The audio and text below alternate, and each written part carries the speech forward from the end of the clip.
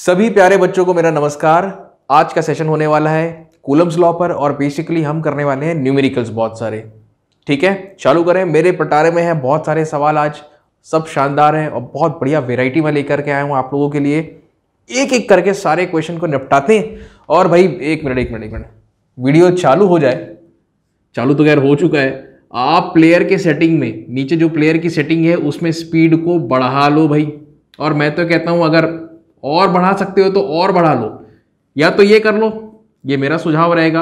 आप चाहो तो 1.5x की स्पीड पे भी देख सकते हो, समय बहुत बचेगा और बहुत सारी चीज़ें फटाफट कवर कर लेंगे। जैसे ही मैं प्रश्नों को आपको सामने स्क्रीन पर प्रस्तुत करता हूँ, as soon as I show you the question, make sure you pause the video and then try to do the solution on your own। अपने आप से बनाने का प्रयास करें, बन जाएगा तो कोई टेंशन ही नहीं है। हाँ, लेकिन ये बात है, जो भी मैं सोल्यूशन दूंगा ना उसमें कुछ ना कुछ तो एक्स फैक्टर रहेगा, इस बात का हमेशा याद रखना।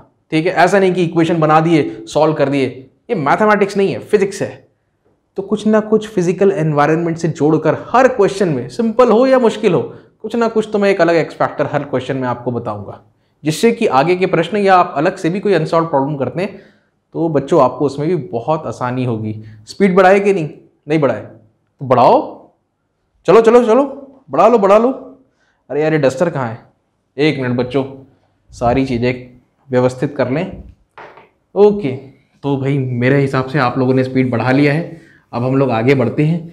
मैं तो अपनी स्पीड नहीं बढ़ाऊंगा, मैं तो बहुत ही आराम से पढ़ाऊंगा आप लोगों को। तो चलिए चालू करते हैं कार्यक्रम। और यार ये अच्छा, ये तो पिछले सेशन से ही लिखा हुआ है, क्या क्या पढ़ाया था मैंने। हटा दें? हटा देते हैं, हटा दें, चलो हटा देते। ओके, तो बच्चों सबसे पहले जो भी हम लोगों ने पढ़ा है उसको एक फॉर्मूला चार्ट मैं आपके लिए बना देता हूँ। और कहाँ लिखें यार उस फॉर्मूले को? फॉर्मूला चार्ट क्या करें, यहाँ पे लिख दें। यहाँ पे मैं बना देता हूँ आपके लिए फॉर्मूला चार्ट। तो इसको बेहतर होगा बच्चे आप लोग भी नोट करें। और इसमें अधिकतर जो फॉर्मूलेज होंगे वो चार्जेस पे होंगे। मान लीजिए एक चार्ज यहाँ पे है Q1, दूसरा चार्ज यहाँ पर है Q2, दोनों के बीच में क्या है? कुछ नहीं है। जहाँ कुछ नहीं होता है मतलब उसका क्या होता है? वैक्यूम। वैक्यूम के लिए परमिटिविटी होती है एप्सिलॉन नॉट। ऐसी परिस्थिति में अगर ये प्लस है, ये प्लस है, ये प्लस, ये माइनस है, ये माइनस, ये माइनस, आप जानते हो फोर्सेस किस रूप में लगते हैं। ठीक है, ऑपोजिट होते हैं तो अट्रैक्टिव है, नहीं तो अगर सिमिलर है, प्लस प्लस है या माइनस माइनस है तो रिपल्सिव। तो एक मैं एग्जाम्पल के तौर पर आपको बताया, तो ये म्यूचुअल इलेक्ट्रोस्टैटिक फोर्स है, ये है F। तो F का वैल्यू आप जानते हैं निकालना, ये होता है 1/4 pi epsilon not Q1 Q2 upon R square. और बच्चों Q1 से Q2 की दूरी जो है वो R है। रट गया? समझ गए कैसे इंप्लीमेंट करना है? तो ये सबसे पहला केस है। दूसरा केस, इसको मैं क्रमांक लगा देता हूं। दूसरा केस है, मान लीजिए कोई मीडियम है जिसके अंतर्गत आप काम कर रहे हैं। तो ये Q1 है, Q1 से कुछ दूरी पर यहाँ पे Q2 है, और मैं इसको भी पॉजिटिव मान लेता हूं, इसको भी पॉजिटिव मान लेता हूं। और यहाँ पे मीडियम है, कुछ भी हो सकता है। मान लीजिए पानी है, ठीक है, let's say there is water. So obviously उस मीडियम के सापेक्ष, corresponding to that very medium, उसका कुछ एक परमिटिविटी होगा। That permittivity will be represented by epsilon. But how do you calculate epsilon? Look, epsilon calculate करने के लिए एप्सिलॉन नॉट, एप्सिलॉन आर, आपको इस फॉर्मूले का यूज करना पड़ेगा। एप्सिलॉन नॉट है परमिटिविटी इन फ्री स्पेस, जिसको कि आप पॉपुलरली कहते हैं वैक्यूम। इसका नाम है परमिटिविटी, रिलेटिव परमिटिविटी। बात क्लियर हो गई? तो इसका फॉर्मूला कैसे बनाएंगे? बहुत सरल है, फोर्स लिखने का तरीका वही रहेगा। ये इसको लेफ्ट में पुश करेगा, ये Q2 को राइट में पुश करेगा।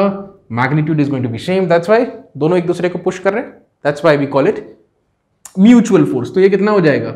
ये हो जाएगा प्यारे बच्चों, ये हो जाएगा 1/4 pi epsilon, where epsilon is equal to this fellow multiplied by, बस बहुत सही।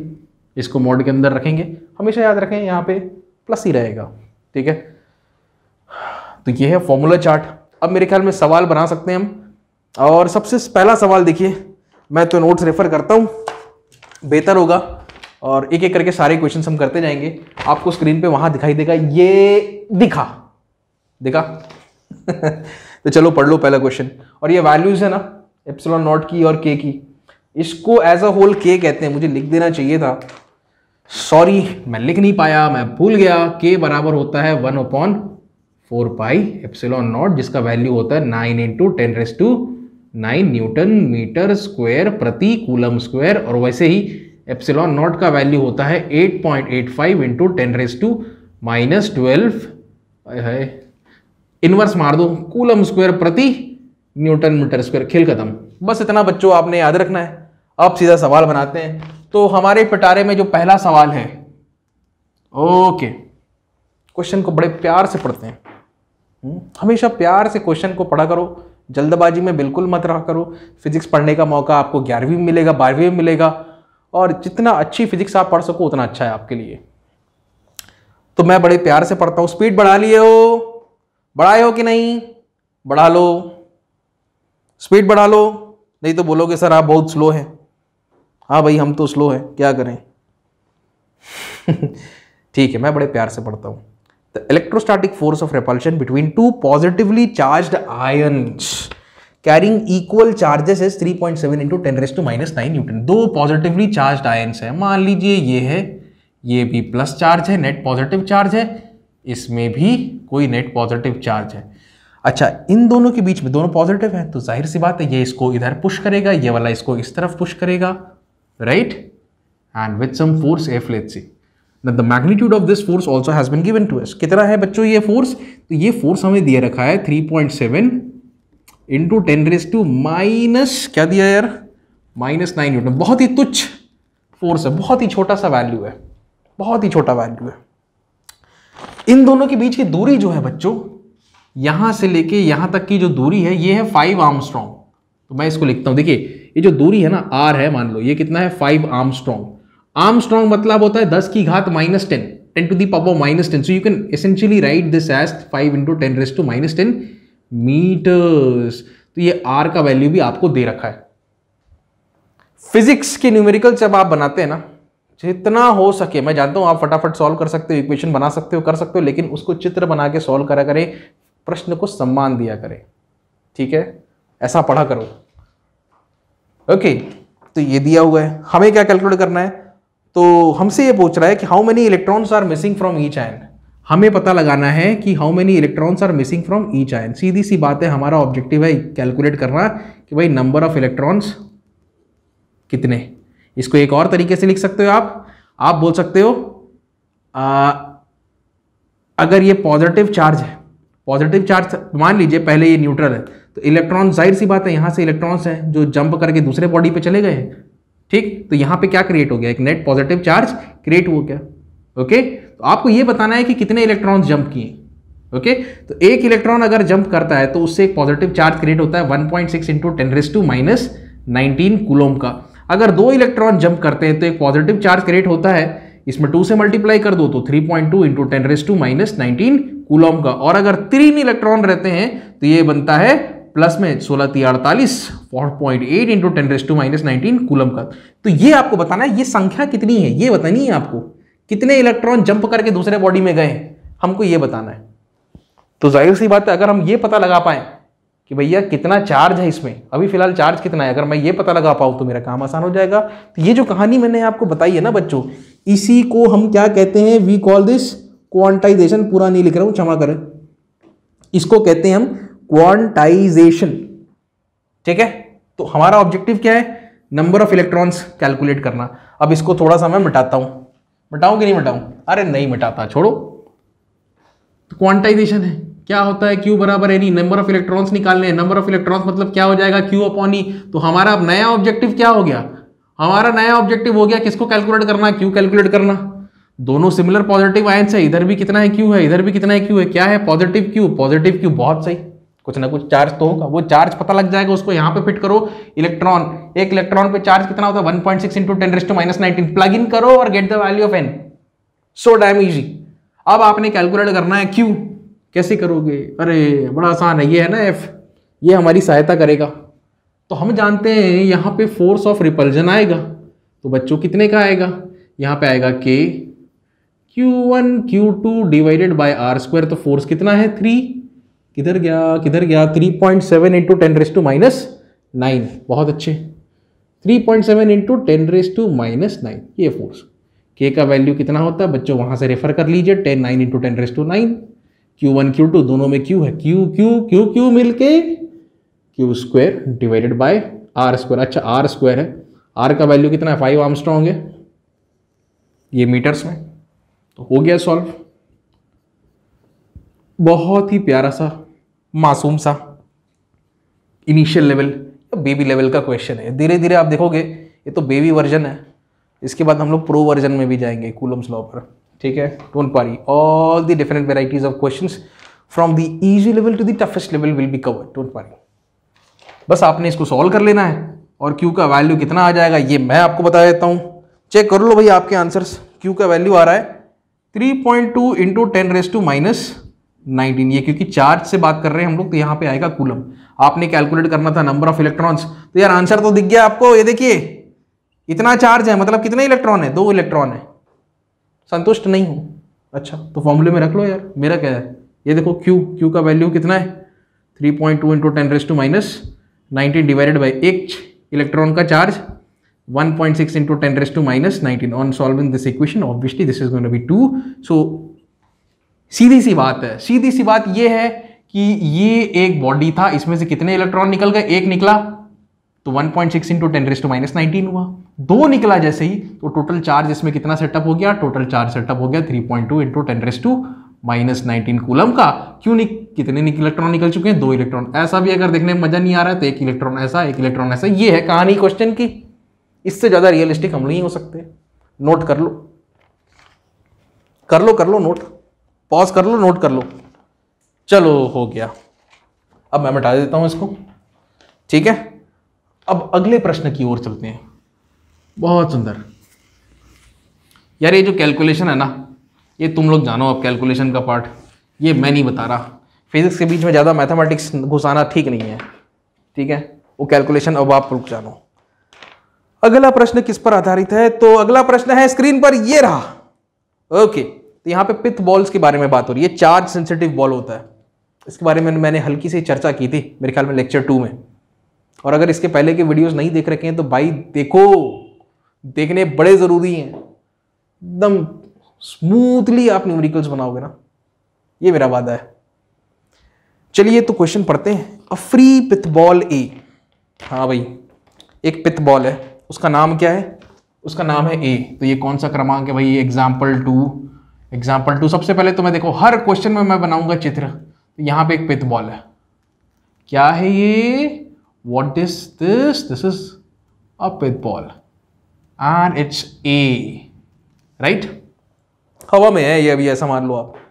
क्या कैरी करता है, एक पॉजिटिव चार्ज कैरी करता है। कितना पॉजिटिव चार्ज कैरी करता है, क्यू ए मान लो। क्यू ए का वैल्यू हमें दे रखा है 5 इंटू 10⁻⁸ कूलम, 5 इंटू 10⁻⁸ कूलम। बहुत सही, जो जो दिया हुआ है उसको चित्र के रूप में, मैं गिवन डेटा को चित्र के रूप में लिखूंगा। What must be the nature and magnitude, अच्छा स्वभाव बताना है और हमको मैग्नीट्यूड बताना है, वैल्यू कितनी है, of a second charge that should be given to a second pith ball. एक बार मैं फिर से पढ़ता हूं। What must be the nature and magnitude of charge that should be given to a second pith ball fixed 5 centimetre below the former pith ball. तो बच्चों इसका एक केंद्र बना लेता हूं मैं, लगभग ये सेंटर लेवल है। यहां से बच्चों कुछ 5 सेंटीमीटर की दूरी पर, ये कितना है, this is nothing but 5 centimetres. एक दूसरा पिथ बॉल रखा गया है, ये पिथ बॉल क्रमांक आप बी मान लो, ठीक है।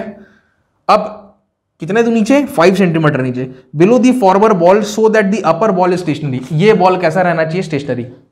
अरे यार यहां तो मसला है, बहुत दिक्कत है। पता है कैसे दिक्कत है यार, कुछ बॉल जैसा है क्या मेरे पास, इसको पकड़ लेते हैं यार। मान लो ये पिथ बॉल है, ये अभी हवा में है, ठीक है। अब एक और पिथ बॉल आएगा यहाँ पे, क्या पकड़े इस बार, मान लो ये, ठीक। तो ये पिथ बॉल ए है, इसमें कुछ चार्ज है ऑलरेडी, कितने का चार्ज है, 5 इंटू 10⁻⁸ कूलम का चार्ज है। ये दूसरा पिथ बॉल है, पिथ बॉल भी कितना नीचे है इसके मुकाबले ये 5 सेंटीमीटर नीचे है। अब जाहिर सी बात है, अगर ये हवा में रहेगा तो नीचे आ जाएगा ना, धरती इसको अपने तरफ आकर्षित करेगी। The earth is going to pull it towards it by an amount of force equal to mg। तो इसमें जाहिर सी बात है नेचुरली क्या लगेगा, इसमें mg का फोर्स लगेगा। अच्छा अब देखिए क्वेश्चन धीरे धीरे आपको समझ में आएगा। भाई नीला कलर है क्या, छोड़ो, अब काले से ही कर दो। तो जाहिर सी बात है इसमें नीचे की तरफ प्राकृतिक रूप से एक फोर्स लगेगा, कितना, mg। तो यार थोड़ा सम्मान के लिए ना ये मास लिख देता हूं मैं, ma/g। और बच्चों यहाँ पे हमें मास भी दिया हुआ है, तो क्वेश्चन अगर हम ढंग से पढ़ें, मैं लिखना भूल गया, व्हाट मस्ट बी, इसमें मास दिया हुआ है हमको कितना, 8 ग्राम्स, है ना। यहाँ पे लिख देता हूं मैं मास, ये मास ए कितना है, 8 ग्राम्स। स्पीड बढ़ाए हो, यस सर, हाँ ओके, बढ़ाने की जरूरत है, ओके। तो मास हमको दे रखा है 8 ग्राम्स, बहुत सही।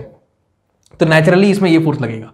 हमसे ये कह रहा है कि 5 सेंटीमीटर नीचे एक दूसरा बॉल रख दे, तो बताइए कि ये बॉल इसको रोक देगा क्या नीचे आने से। तो जाहिर सी बात है अगर ये बॉल इस बॉल को नीचे आने से रोकेगा तो जाहिर सी बात है इसके कारण इस बॉल पर एक ऊपर की दिशा में फोर्स लगेगा, और ये फोर्स ऊपर की दिशा में तभी लगेगा जब बॉल बी कैसा हो, प्लस हो। प्लस कैसा, प्लस क्यूबी हो। कितना होगा, तो बताते हैं कितना होगा, समझ में आया। तो हमसे 2 चीजों के बारे में पूछा गया था। हमसे ये पूछा गया था कि ये जो बॉल पिद बॉल बी है इसका नेचर बताओ, तो इसका नेचर क्या होगा, प्लस होगा। अगर यहाँ पे माइनस कर दूं तो ये तो उसको पुल कर देगा ना, mg की मदद कर देगा धरती की तरफ आकर्षित करने में। ऐसा करने देना है क्या, बिल्कुल भी नहीं करने देना है। हमें तो ये इंश्योर करना है कि हम इसके कारण यहाँ पे एक ऐसा फोर्स बनाए जो इस mg को काउंटर कर पाए, इस mg को बैलेंस कर पाए। तो जाहिर सी बात है वो ऊपर की तरफ लगेगा, और अगर ये ऊपर की तरफ लगा तो यहाँ पे एक पॉजिटिव चार्ज होना चाहिए, तभी तो रिपल्जन होगा। कहानी समझ में आई। तो ये है QB। अब आपने QB का वैल्यू कैलकुलेट करना है, तो सीधी सी बात है, आप बोलो कि for A to be in equilibrium, लिख देता हूं मैं बड़े प्यार से, A to be in equilibrium. आपने ये इंश्योर करना है कि ये जो mg है किसके बराबर हो, ऊपर वाले फोर्स के mg नीचे, एक फोर्स ऊपर, ऊपर कितना फोर्स है, तो ये कौन सा फोर्स है, force on A due to B। लेकिन इस फोर्स को हम लोग क्या कहते हैं, कूलोम्बिक फोर्स। और अगर टेक्निकल जानना चाहते हो, ऑफ क्या बोलेंगे, रिपल्जन।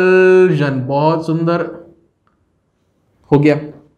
कितना होता है यार ये, दोनों के बीच में माध्यम क्या है, कुछ बोला ही नहीं है।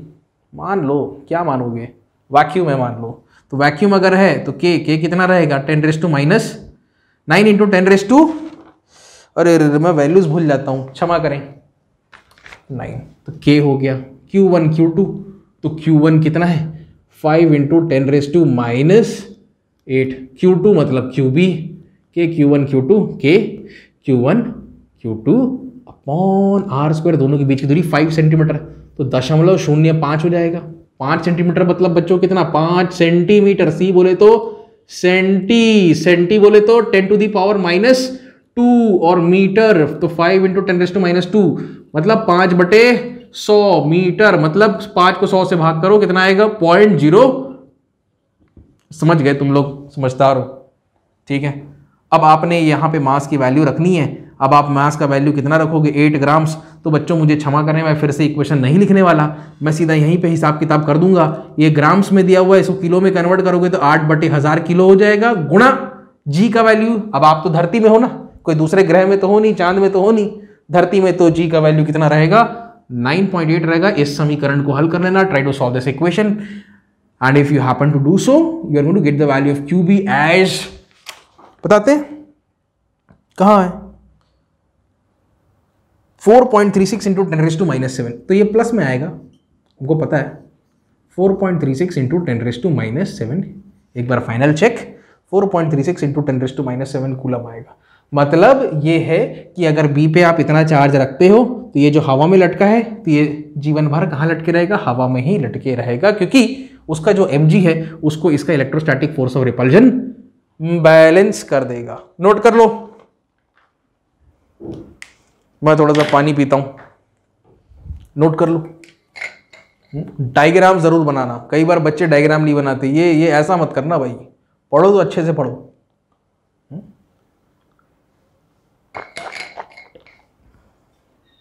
और क्या है यार, तीसरा क्वेश्चन,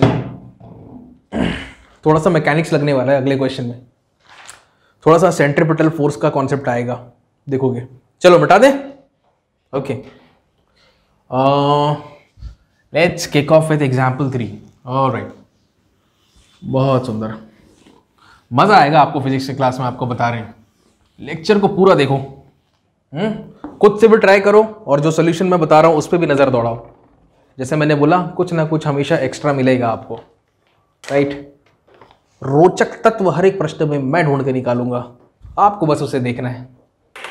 चलिए तीसरे प्रश्न की ओर आते हैं। जैसे मैंने बोला थोड़ा सा मैकेनिक्स की कहानी है यहाँ पे, तो बनाए पढ़ते हैं। और ये रहा आपके स्क्रीन पर सोच रहे होगे केबीसी चल रहा है क्या, पता नहीं, आज बड़े अच्छे मूड में हूं मैं। तो एक पार्टिकल है, पार्टिकल ऑफ मास है, कुछ उसका मास है, बहुत सही। Carrying charge minus Q1 is moving around a charge plus Q2। एक पार्टिकल है जो कि कुछ चार्ज कैरी कर रहा है, वो गोल गोल घूम रहा है, किसके अराउंड, Q2 के अराउंड। तो सबसे पहले तो मैं इस प्लस Q2 को बनाऊं, ये बड़े प्यार से मैंने बना दिया है।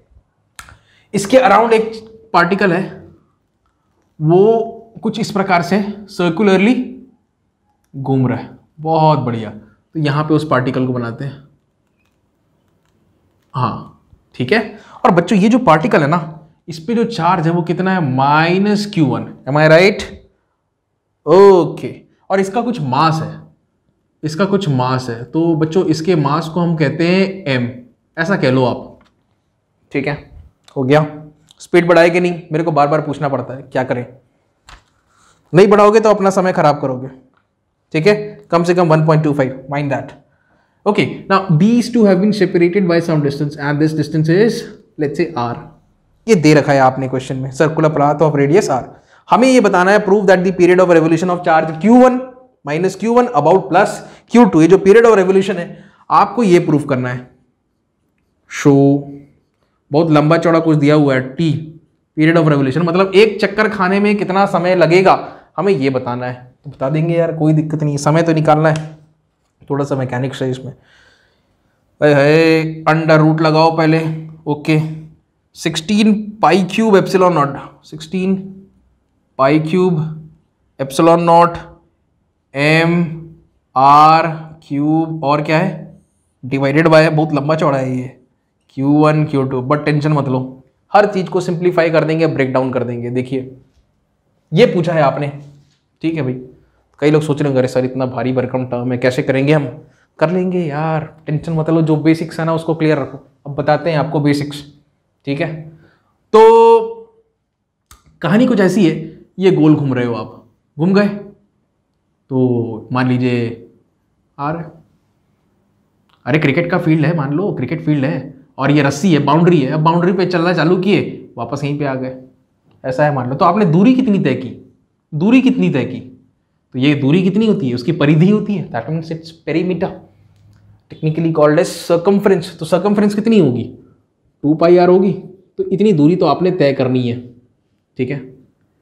अब ये दूरी तय करने के लिए कुछ आपकी स्पीड होगी जो कंटिन्यूसली ऐसे चेंज होती रहेगी, कितनी होगी वे, v। तो देखो यहाँ पे दूरी है तो ये मीटर है, स्पीड है तो ये क्या है, मीटर पर सेकंड है, तो मीटर मीटर कैंसिल हुआ, सेकंड ऊपर चढ़ जाएगा, अल्टीमेटली जो आंसर आएगा किस में हो जाएगा, सेकंड्स में, ठीक है। एक और बेहतर तरीका ये है, आप ऐसा सोचो, समय निकालना है ना, तो समय क्या होता है भाई, समय होता है डिस्टेंस बाय स्पीड, बस डिस्टेंस कितना है 2 पाई r, स्पीड कितनी है v, तो समय ये आ गया टाइम पीरियड ऑफ रेवोल्यूशन का एक फॉर्मूला। एक तो तरीका ये है बच्चों, दूसरा एक और तरीका बताएं आपको, तो देखो दूसरा तरीका ये है, ओमेगा को हम लोग लिखते हैं ऐसा 2 पाई अपॉन t। तो आप चाहो तो t को लिख सकते हो इस प्रकार से, क्या, 2 पाई अपॉन ओमेगा, समझे। और ओमेगा क्या होता है, v अपॉन r होता है। देखो v बराबर होता है बच्चों, v इज इक्वल टू होता है ओमेगा r, तो ओमेगा बराबर हो जाएगा v अपॉन r, बहुत खूबसूरत। तो बस आप यहाँ पे ओमेगा की वैल्यू प्लग इन कर दीजिए, ये कितना हो जाएगा, v upon r, ultimately formula तो वही आ गया 2 पाई r अपॉन v। समझ गए, मेरे ख्याल में आप लोग समझ गए हो। तो हमारे पास ये फॉर्मूला फाइनल फॉर्मूला है, ये टाइम पीरियड का फॉर्मूला है, ठीक है। अब इसको कैलकुलेट करने के लिए जाहिर सी बात है, क्वेश्चन में तो r आपको दे रखा है, ये तो ऑलरेडी गिवन है, आपने बस कैलकुलेट करना क्या है, v कैलकुलेट करना है। तो अगर ऑब्जेक्टिव आपका t है तो t कैलकुलेट करने के लिए आपको क्या लगेगा, v। अब v कैसे कैलकुलेट करेंगे, तो उसके लिए मैं एक स्टेटमेंट लिख रहा हूं, who provides the necessary centripetal force, who provides, necessary पूरा नहीं लिख सकते, क्षमा करें, सेंट्रिपेटल ये पूरा लिख देता हूं, कहीं सेंट्रीफ्यूगल ना लिख लो, सेंट्रीपेटल फोर्स, ठीक। कंटिन्यूअसली इसका डायरेक्शन चेंज हो रहा है, तो अंदर की तरफ कोई तो उसको खींच रहा है, ये अंदर की तरफ कोई तो उसको खींच रहा है। वह कौन सा फोर्स है प्यारे बच्चों? वो कौन सा फोर्स है? वो फोर्स ऑफ अट्रैक्शन है। कौन सा फोर्स है ये? ऐसा वैसा नहीं, मिस्टर कूलम्ब का फोर्स है ये, coulombic. Okay, so who provides the necessary centripetal force? इसका उत्तर क्या है?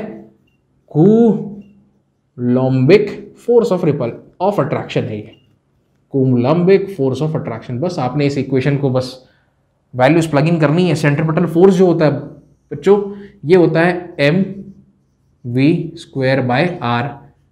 कूलोम्बिक फोर्स ऑफ अट्रैक्शन क्या होगा? K Q1 Q2/r²। तो यहाँ पे क्योंकि मेरे को यहाँ पे ये एप्सिलॉन नॉट के टर्म्स में दिख गया, एप्सिलॉन नॉट है, सीधी सी बात है, ये पूरा का पूरा जो वातावरण है वो कैसा है? वैक्यूम वाला है, कुछ नहीं है वहाँ पे, हवा पानी कुछ नहीं है।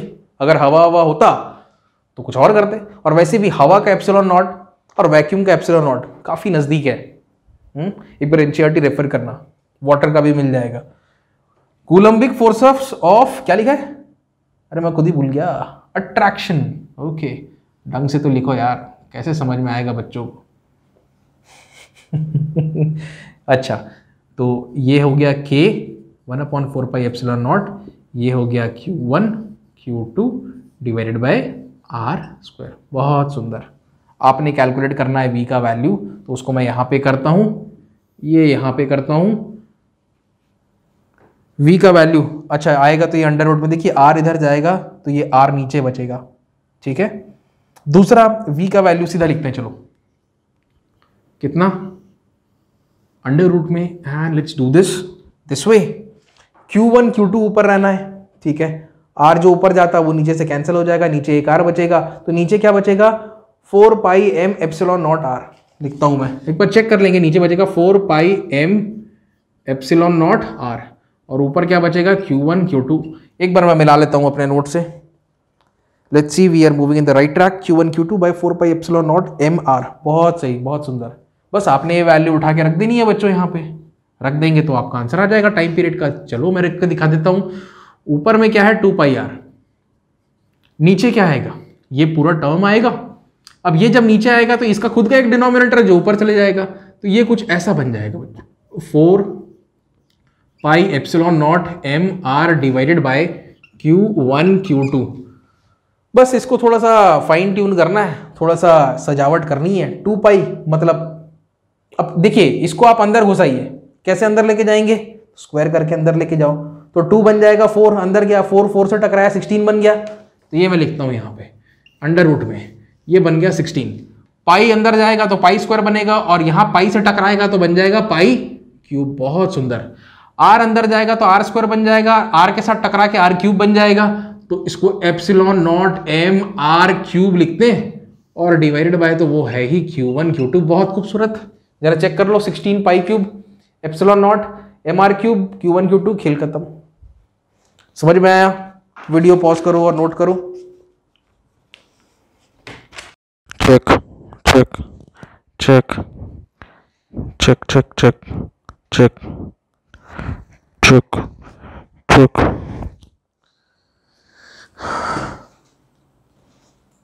शक्ल ठीक है मेरी कंगी? ठीक है, ऑल गुड। मैं ठीक हो गई ना? मैं फोटो चाहिए। अब वो हिलेगी नहीं तो बहुत अच्छी बात है। मैं नहीं चाहिए।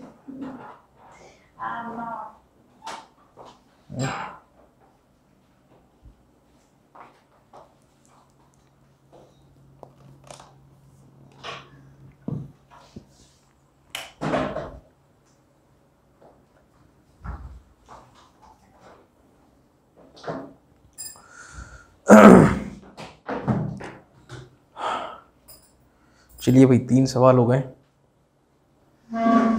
और भी हैं। तो बच्चों नोट हो गया, अब इसको मैं रब कर देता हूं। 3 सवाल तो हमने बना लिए। अच्छा एक काम करते हैं, आप लोग ना क्वेश्चन पढ़ो ये वाला। चलिए पढ़िए, थोड़ा सा लेंदी क्वेश्चन है, एनसीईआरटी का है, बट मेरे ख्याल में आप लोग बड़े इजीली बना दोगे।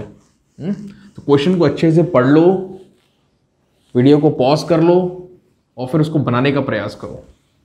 Get going. ठीक है भाई, अब मैं बताता हूँ इसकी कहानी। हो सकता है आप में से कुछ लोग इस क्वेश्चन को बना चुके हों। तो प्रश्न क्रमांक 4, this is your example number 4 and let's try to do this. बड़े आसानी से बना लेंगे, ज़रा देखिए आप। हमसे कह रहा है यहाँ पे कि 2 insulated charged copper spheres A and B have their centres separated by distance of 50 centimetre. तो 2 कॉपर स्फीयर्स हैं, 2 गोले हैं basically. This is your sphere 1 and this is your sphere 2, right. Copper sphere, sphere A और B, बहुत बढ़िया। दोनों के centres में जो है उनके बीच की दूरी जो है 50 सेंटीमीटर्स, बहुत शानदार। अब बच्चों इसके बाद क्या करना है हमने देखा है। हमसे कह रहा है कि what is the mutual force of electrostatic repulsion if the charge on each is 6.5 into 10⁻⁻⁷। तो इसमें भी कुछ चार्ज है, कितना 6.5 इंटू 10⁻⁻7 कूलम्स, और इसमें भी B वाले में भी उतना ही चार्ज है। तो इसको मैं सबस्क्रिप्ट में B लिख देता हूँ, इसको A लिख देता हूँ। बहुत बढ़िया, दोनों में सेम चार्ज है, आइडेंटिकल कॉपर स्फीयर से, कोई टेंशन नहीं। आपने कैलकुलेट करना है यहाँ पे mutual force of mutual repulsive force, right, ये कैलकुलेट करना है हमने। और इसको कंपेयर करना है ग्रेविटेशनल फोर्स के साथ में बच्चों यहाँ पे MA और MB, इन दोनों का वैल्यूज हमको दे रखा है क्वेश्चन में। कितना दे रखा है, हमसे बोल रहा है कि ये है 0.5 kg, आधा किलो। अब इसके करस्पॉन्डिंग थोड़ा सा ग्रेविटेशनल फोर्स ऑफ अट्रैक्शन भी आएगा, उससे भी कैलकुलेट करेंगे और फाइनली दोनों पे कंपेरिजन करेंगे हम। ठीक है, तो चलो बनाते हैं। और क्वेश्चन का दूसरा पार्ट थोड़ी देर में, ठीक है।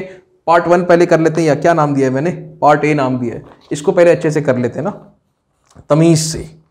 Alright, so the first part of the question what we need to work out is, our objective is to get the value of electrostatic force, मतलब F इलेक्ट्रोस्टैटिक निकालना है पहली चीज। फिर F इलेक्ट्रोस्टैटिक को हमको कंपेयर करना है किसके साथ, F ग्रेविटी के साथ। बहुत बढ़िया, तो सबसे पहले तो ये निकालिए यार आप, F इलेक्ट्रोस्टैटिक। जाहिर सी बात है स्वभाव कैसा रहेगा, फोर्स का स्वभाव रहेगा रेपल्सिव, क्योंकि ये भी पॉजिटिव है ये भी पॉजिटिव है। क्वेश्चन में हमको दे रखा है 6.5, कुछ बोला नहीं है प्लस या माइनस है, तो बाय डिफॉल्ट आप इसको क्या मान लो, क्या मानोगे, plus. Okay, repulsive, this is your F repulsive, which actually is nothing but your F electric, right? So electric force is repulsive force, that's it। हमसे कह रहा था कि वो रिपल्सिव नेचर का है, जाहिर सी बात है या तो दोनों प्लस प्लस होंगे या फिर दोनों माइनस माइनस होंगे, तो हमने ऑप्शन ले लिया प्लस का।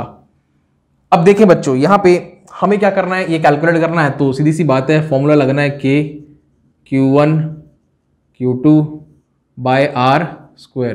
तो बच्चों K का वैल्यू हो जाएगा 9 इंटू 10⁻⁹।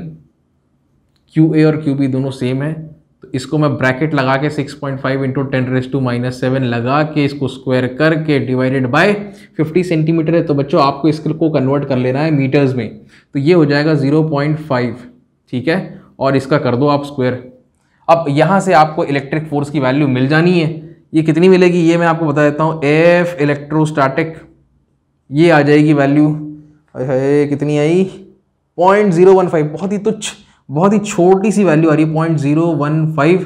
और भी है आगे, डिजिट्स लिख देता हूँ मैं, ठीक है। ये मैथमेटिक्स के चक्कर में मुझे नहीं पढ़ना है भाई, आप लोग जानो ये वैल्यू आप कैसे लाओगे। मेरा काम था प्रक्रिया को बताना, रास्ता दिखाना, रास्ते पे चलना है, कैलकुलेशन आप ही ने करना है। अच्छा ये हो गया। इसको किसके साथ कंपेयर करना है, हमको इसको ग्रेविटेशनल फोर्स के साथ कंपेयर करना है। एक सेकंड रुको, हाँ जी, F ग्रेविटी, यार वो ग्रेविटेशनल कांस्टेंट बच्चों आप लोग को याद है कि नहीं, मैं तो भूल गया। 6.67 इंटू 10⁻⁻11 होता है कि 12 होता है, देखते हैं यार, चेक कर लेंगे एक बार, कोई मसला नहीं है। ये होता है Gm1, मतलब mass of sphere A, mass of sphere B और अपॉन R स्क्वायर। अल्टीमेटली ये भी आपका इनवर्स स्क्वायर लॉ रिलेशनशिप पर बेस्ड है। तो G की वैल्यू जो होती है, जरा मैं चेक कर लेता हूँ, 6.67 इंटू 10⁻⁻11 है। बहुत ही आसान प्रश्न है। क्वेश्चन का सेकंड पार्ट जो है वो थोड़ा सा टिपिकल है, बाकी वो भी आप आसानी से टैकल कर लोगे। तो 0.5 kg दोनों मल्टीप्लाई होने हैं, तो ये हो गया 0.5 का स्क्वायर, नीचे 50 सेंटीमीटर है, ये बन जाएगा 0.5 मीटर और उसका स्क्वायर, तो 0.5 मीटर और उसका square. So these two fellows are going to cancel each other out. What remains is this, and that's your gravitational force of attraction between these two copper spheres. खेल खत्म, तो ये F gravity how much is this, ये आ रहा है आपका 6.67 into 10⁻⁻11 Newton's. बहुत शानदार। तो बच्चे ये दोनों फोर्सेस हमारे पास आ गए। आप इन दोनों को की तुलना कर सकते हो और आप साफ साफ ये कह सकते हो कि भाई ये और ये कौन छोटा है। ये 10 इसका ऑर्डर देखो आप 6.67 है। इसको मैं अगर लिखने चाहूँ तो 1.5 इंटू 10⁻² लिख सकता हूँ कि नहीं। लेकिन ये क्या है 10⁻⁻11, ये बहुत छोटी वैल्यू है। तो ये बात स्पष्ट है, force of gravity is very very less than the force of electrostatic repulsion. ठीक है, तो बच्चों क्वेश्चन का पहला पार्ट तो बड़ी आसानी से हम लोगों ने कर लिया अटेम्प्ट। अब क्वेश्चन के दूसरे पार्ट के बारे में सोचते हैं, जरा पढ़िए आप लोग, मैं यहां से अपने नोट्स के जरिए पढ़ता हूं। हाँ भाई क्या बोल रहा है, what is the force of repulsion if, ये लोग तो बोल देते हैं इफ, हमें करना पड़ता है सॉल्व। ठीक है बताते हैं आपको। देखिए हमें बताना है कि फोर्स ऑफ रिपल्जन कितना है। हमें बताना है फोर्स ऑफ रिपल्जन, और कौन सा, ये इलेक्ट्रोस्टैटिक ही है ना। ये कितना है, दो परिस्थितियां हैं हमारे सामने। सबसे पहली परिस्थिति जो है बी के क्रमांक 1 में, each sphere is charged double the above amount.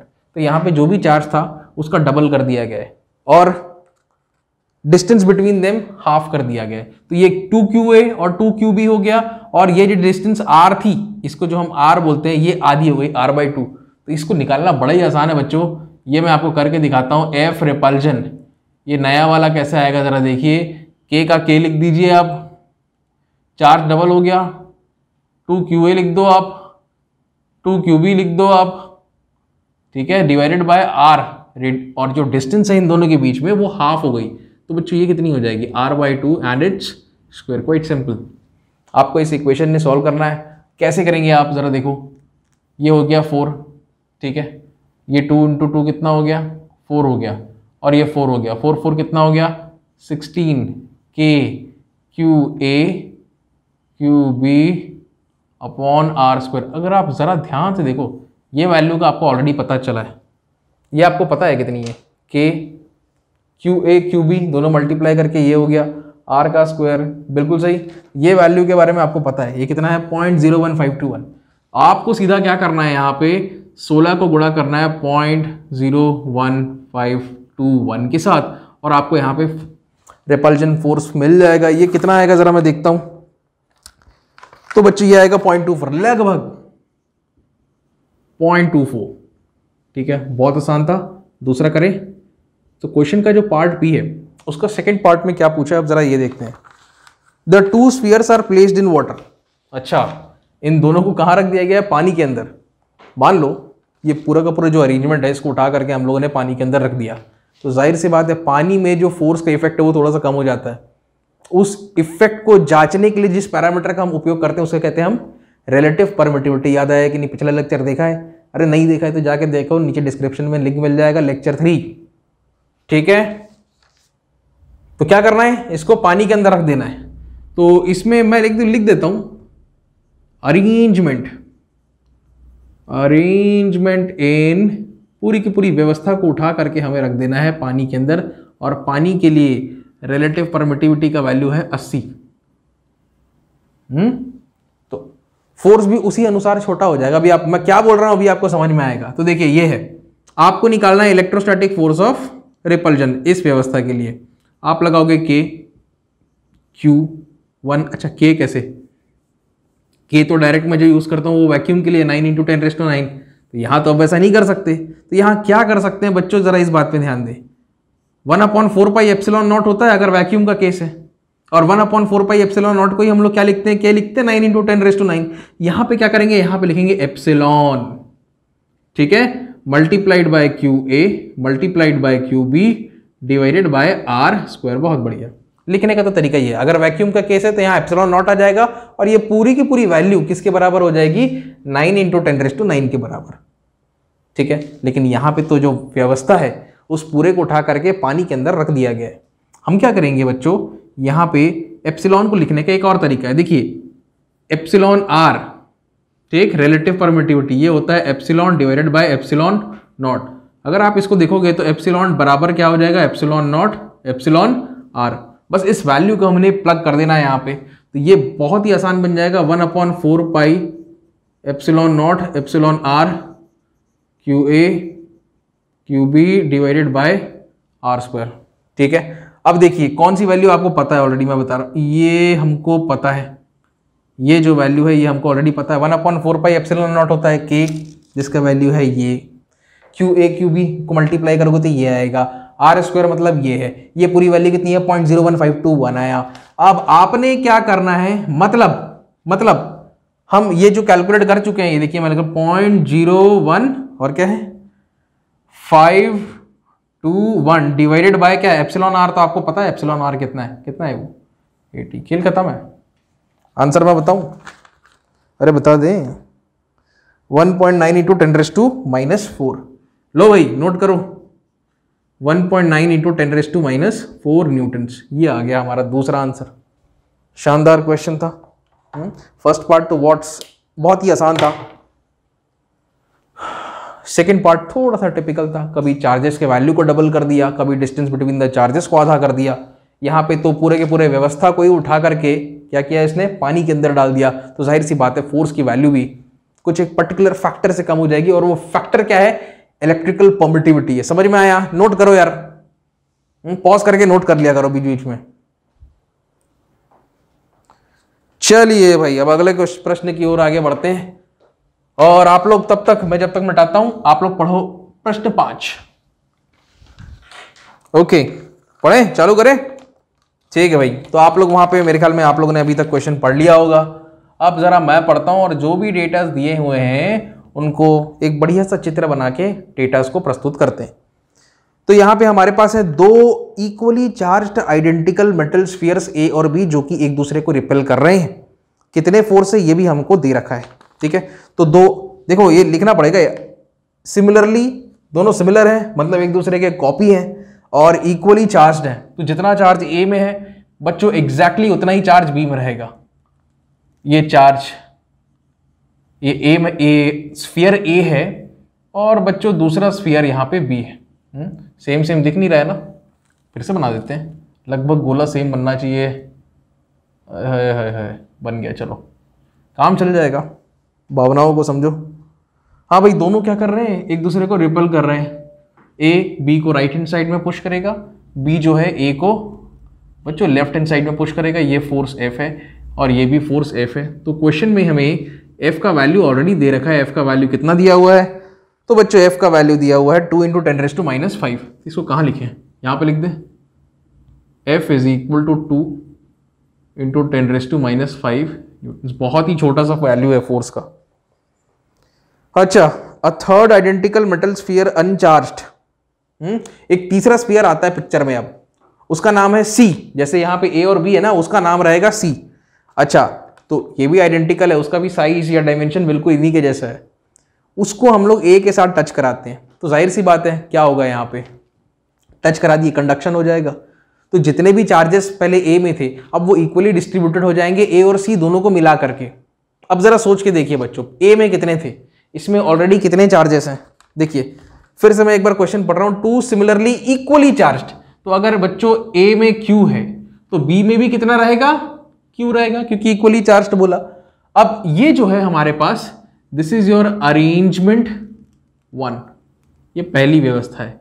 अब मैं आपके सामने दूसरी व्यवस्था को रखता हूं। तो दूसरी व्यवस्था में है यहाँ पे हमारे पास ए, जिसमें पहले था कितना क्यू, ए से सी को टच कराए, ए को जैसे ही सी से टच कराया तो जाहिर सी बात है ये क्यू जो है ए में भी फैल जाएगा और सी में भी। तो ए में कितना बचेगा, q/2, और सी को हम लोगों ने बीचों बीच रख दिया, किसके, ए और बी के। तो बी में तो अभी भी क्यू है, लेकिन क्योंकि एक सी को ए से हम लोग टच करा चुके थे तो यहाँ पे q/2 आया। तो बच्चों यहाँ पर भी कितना आ जाएगा, q/2। तो ये है सी, और ये हो जाएगा आपका r/2, और ये भी हो जाएगा कितना, r/2। बहुत सुंदर। तो क्वेश्चन तो सेटअप कर लिया हमारे पास। दो व्यवस्था है हमारे पास, there are 2 arrangements which we have. One is arrangement 1 where you see 2 identical spheres having charges q, right, and they are repelling each other with a force of magnitude this much. In this arrangement 2 what we have is, we first have a sphere, एक sphere है हमारे पास, we get that into contact with A। तो A में जितना भी charge था आधा उधर चले जाएगा, आधा A में रह जाएगा। तो ये q/2 उसको उठा करके बीच में रख देने का। अब हम क्या करेंगे, हम इसको बोलेंगे, will call this as our arrangement two. Lovely, isn't it? So what we can make out of this? Well, हमें क्या कैलकुलेट करना है, calculate the net electrostatic force on C. हमें ये बताना है, ऑब्जेक्टिव मैं सेट कर देता हूं, फिर उस तरफ बोर्ड में जाके मैं इसको सॉल्व करूंगा। हमें ये बताना है एफ नेट सी बराबर कितना, नेट इलेक्ट्रोस्टैटिक फोर्स ऑन सी, सी पे नेट फोर्स कितना लग रहा है ये बताना है। कोई बड़ी बात नहीं है, कोई बड़ी बात नहीं है, बड़े आसानी से आपको बताएंगे। वेक्टर्स आता हो तब भी बना लोगे, नहीं आता है तब भी बना लोगे। कॉमन सेंस तो है ना, कॉमन सेंस चाहिए भैया, बिना कॉमन सेंस के काम नहीं होने वाला। तो हमें बताना है सी पे कितना बल लग रहा है, फोर्स कितना लग रहा है, तो फोर्स इसी लाइन में लगेगा, align connecting A B and C. ठीक है, ओके। तो बच्चों यहां पे देखें, सिर्फ सी वाला जो स्फीयर है, गोला है, उस पर ध्यान केंद्रित करें। ये फटाक से बनाते हैं इसको। ये पूरा सब कुछ किस में है, प्लस में। अगर माइनस लोगे तो सब कुछ किस में लोगे, माइनस में लोगे। ठीक है, तब भी वही रहेगा, फोर्स का डायरेक्शन वही रहेगा। अच्छा, सी पे देखिए, सी पे नेट फोर्स कितना लग रहा है, तो भाई ए क्या करेगा, सी को पुश करेगा राइट हैंड साइड में। ठीक है, ए क्या करेगा, सी को इस तरफ पुश करेगा। So this is nothing but the force on C due to A. खचाक लगा दिया हम लोगों ने। अब जरा आप देखिए, बी क्या करेगा, सी को इस तरफ एलएचएस में पुश करेगा। ठीक है बच्चों, तो यहां पे ये मैं लगा देता हूं, what is this, this is nothing but the force on C due to b. Right, अब इंडिविजुअली दोनों फोर्स को आप कैलकुलेट कर लें, जो भी बड़ा है नेट फोर्स उसी की दिशा में रहेगा। एक तो वो तरीका है, एक वेक्टर्स का तरीका है। तो एक काम करते हैं, सबसे पहले ना इसको और इसको इंडिविजुअली कैलकुलेट करते हैं और खत्म करते हैं यार इस क्वेश्चन को। तो देखो, आपने कैलकुलेट करना है नेट फोर्स, उसके लिए इन दोनों की जरूरत है। सी विथ रिस्पेक्ट टू बी, ये कितना हो जाना है जरा देखते हैं। सी विथ रिस्पेक्ट टू बी, चलो ना पहले सी विथ रिस्पेक्ट टू ए निकाल लेते हैं। ओके, सी और ए का हिसाब, के Q1 Q2, Q by 2 Q by 2, के Q by 2 Q by 2 divided by, ये दोनों के बीच का दूरी कितना है, R by 2, R by 2 का स्क्वायर। वो करते रहेंगे हिसाब किताब। अब force C with respect to B is equal to K। अब यहाँ पे एक आएगा और एक यहाँ पे आएगा, क्या क्या आएगा बताता हूँ। C और B का हिसाब किताब, Q by 2 और Q, तो यहाँ पे हो गया Q by 2, यहाँ पे हो गया Q डिवाइडेड बाय क्या है, R। अरे दे R नहीं है, इन दोनों के बीच में कितना है, R by 2 और उसका स्क्वायर। बहुत सुंदर। अब इसको हमको सॉल्व करना है, तो साफ साफ नजर आ रहा है, ये देखो 4, यहाँ पे भी 4 कैंसिल हो गया, K Q square divided by R square. और ये कितना आ रहा है बच्चों, यहाँ 2 आया, ये 4 ऊपर गया, 4 by 2 is 2 times of K Q square divided by R square. कौन बड़ा, दोनों में देखो कौन बड़ा, भाई ये वाला बड़ा है, ये माइनस ये करोगे आंसर आ जाएगा। आंसर कितना आ जाएगा, इस पूरे को आप मान लो ना कुछ, ये तो सेम है ना, k q square by r square. तो 2 k q square by r square minus k q by r square, कितना हो जाएगा आंसर, के क्यू बाय आर स्क्वायर। खेल खत्म है। नेट फोर्स एफ नेट कहां पे, सी में, कितना आएगा, f C with respect to b. अब जरा देखो, c with respect to b, ठीक है, किधर किधर बनाया था डायग्राम, नेट फोर्स, ये बड़ा है ना और ये छोटा है। मैग्नीट्यूड की बात कर रहा हूं मैं, अभी तो मैंने साइन की बात भी नहीं की है। Minus F C with respect to A, अभी सिर्फ मैग्नीट्यूड की बात कर रहे हैं। Which one is bigger, both of them are opposite, we know that.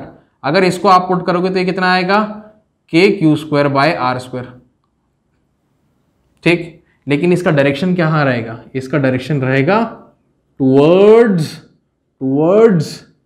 Left, या फिर ऐसे बोल लो नेगेटिव x।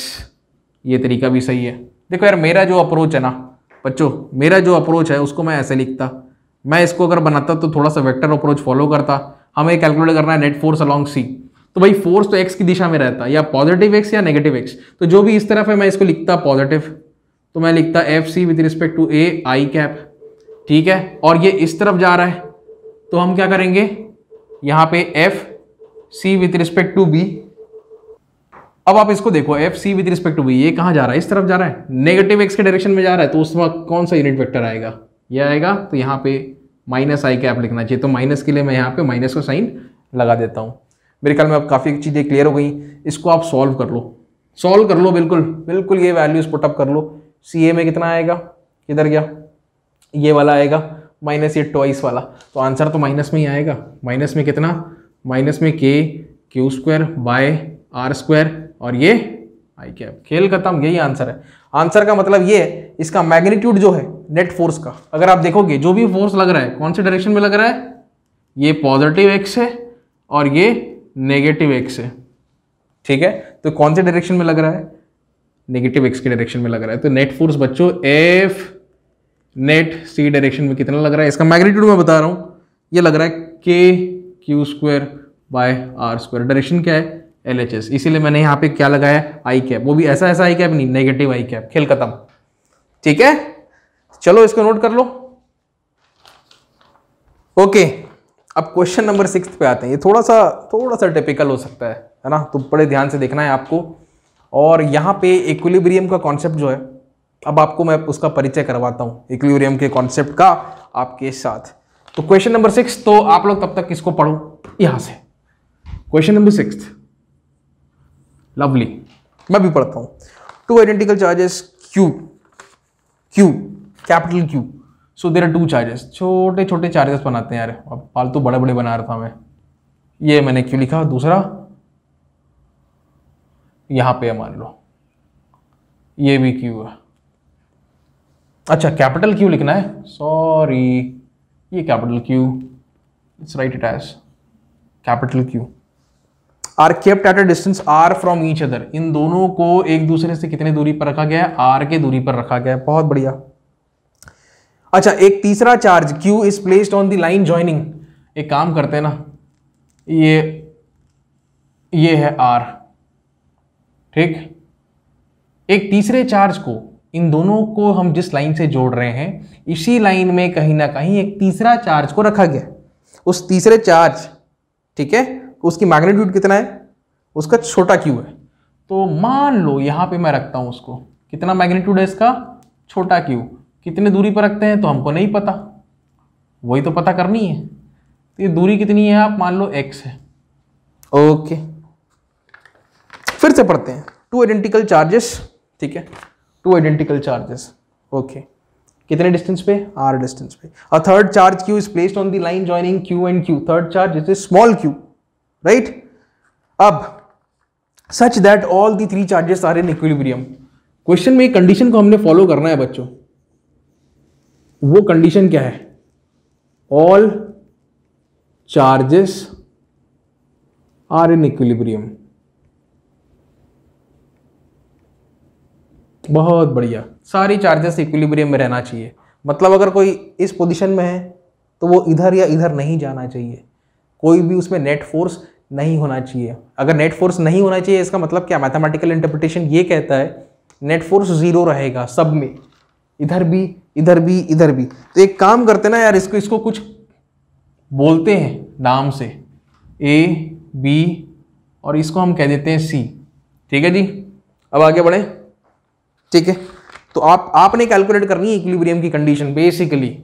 अब आप इसको कैसे करोगे? तो जरा दिमाग लगाइए, जरा सोचो।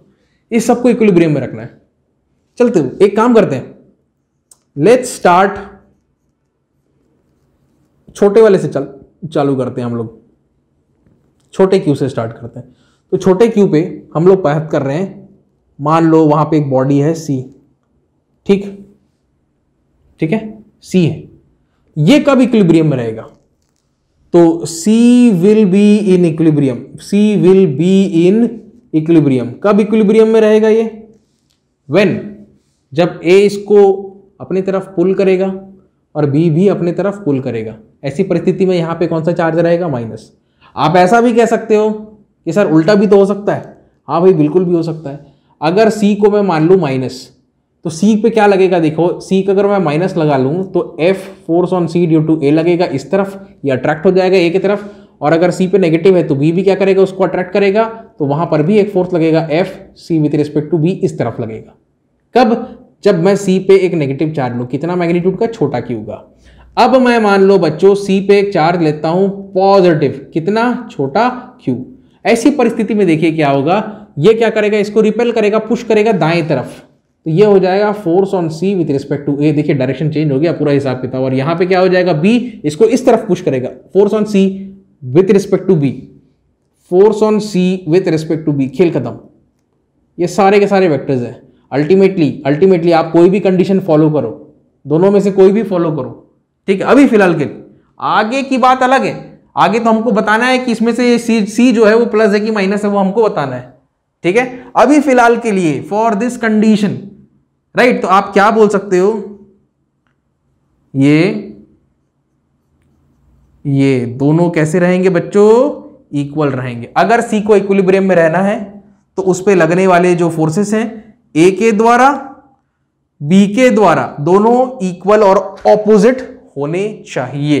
तो इस कंडीशन को ध्यान में रखते कुछ कैलकुलेशन कर लेते हैं। तो यहां पे मान लो ये जो पूरा का पूरा व्यवस्था है उसका जो वातावरण है वो वैक्यूम का है, ठीक, के, ठीक है, Q1 Q2 Q सी और ए का कर रहे हैं, डिवाइडेड बाय दोनों के बीच की दूरी कितनी है, x। हमने तो ये माना था ना कितने दूरी पर है x, अभी आपको पता चलेगा वो दूरी असल में कितनी है। और थोड़ा सा कॉमन सेंस यूज करो तो आप ऐसे भी बता सकते हो कितनी है। सर हमको तो लग रहा है ये मिड पॉइंट पे है, बिल्कुल सही लग रहा है, ये बिल्कुल बीचों बीच है। अभी कैलकुलेट होकर के आएगा, आप देखोगे, बराबर फिर से के सी और बी क्यू क्यू बाय दोनों के बीच की दूरी कितनी है, ये r है ये x है, तो बच्चों ये कितनी हो जाएगी, r माइनस एक्स। वाह जी वाह, r माइनस एक्स। अरे रे रे, इधर तो स्क्वायर लगाना मैं भूल ही गया, सब कैंसिल, ये स्क्वायर भी गया। अल्टीमेटली x बराबर r माइनस एक्स, तो x बराबर r माइनस एक्स, 2x बराबर r, तो यहां पे x बराबर r/2। तो एक चीज तो हमको मिल गया, हमको तो ये मिल गया कि भाई c का पोजीशन a के रिलेटिव कितना है, r/2, b के रिलेटिव भी कितना है, r माइनस r/2 करोगे तो r/2 आंसर आएगा, ठीक है। इतना बात समझ में आया, अब थोड़ा सा सांस ले लो।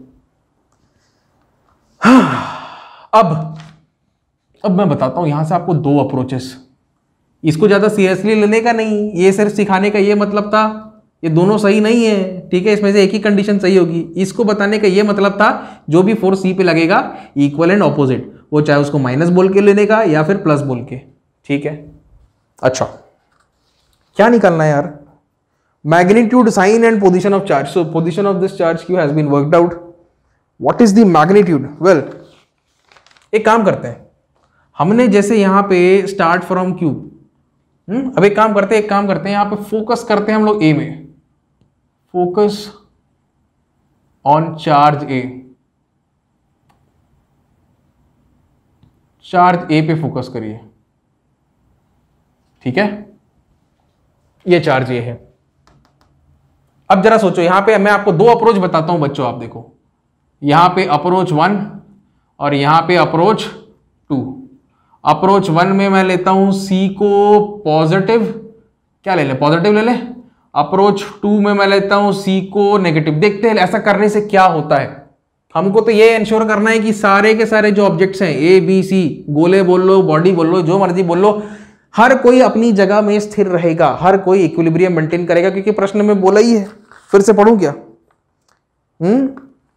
above two charges such that all the three charges A, B and C, all of them are in equilibrium, ऐसा हमसे बोला हुआ है, ठीक है। अच्छा तो हम पहले C को पॉजिटिव मानते हैं। अब बच्चों जरा देखो, ये A है ना, थोड़ा भावनाओं को समझो। अगर ये A है, C पॉजिटिव है, ये भी पॉजिटिव है, तो ये इसको रिपेल करेगा, तो यहाँ पे एक फोर्स लगा, क्या, force on A because of C, left LHS में लगा। अच्छा B तो ऑलरेडी पॉजिटिव है, ये प्लस है, ये प्लस है।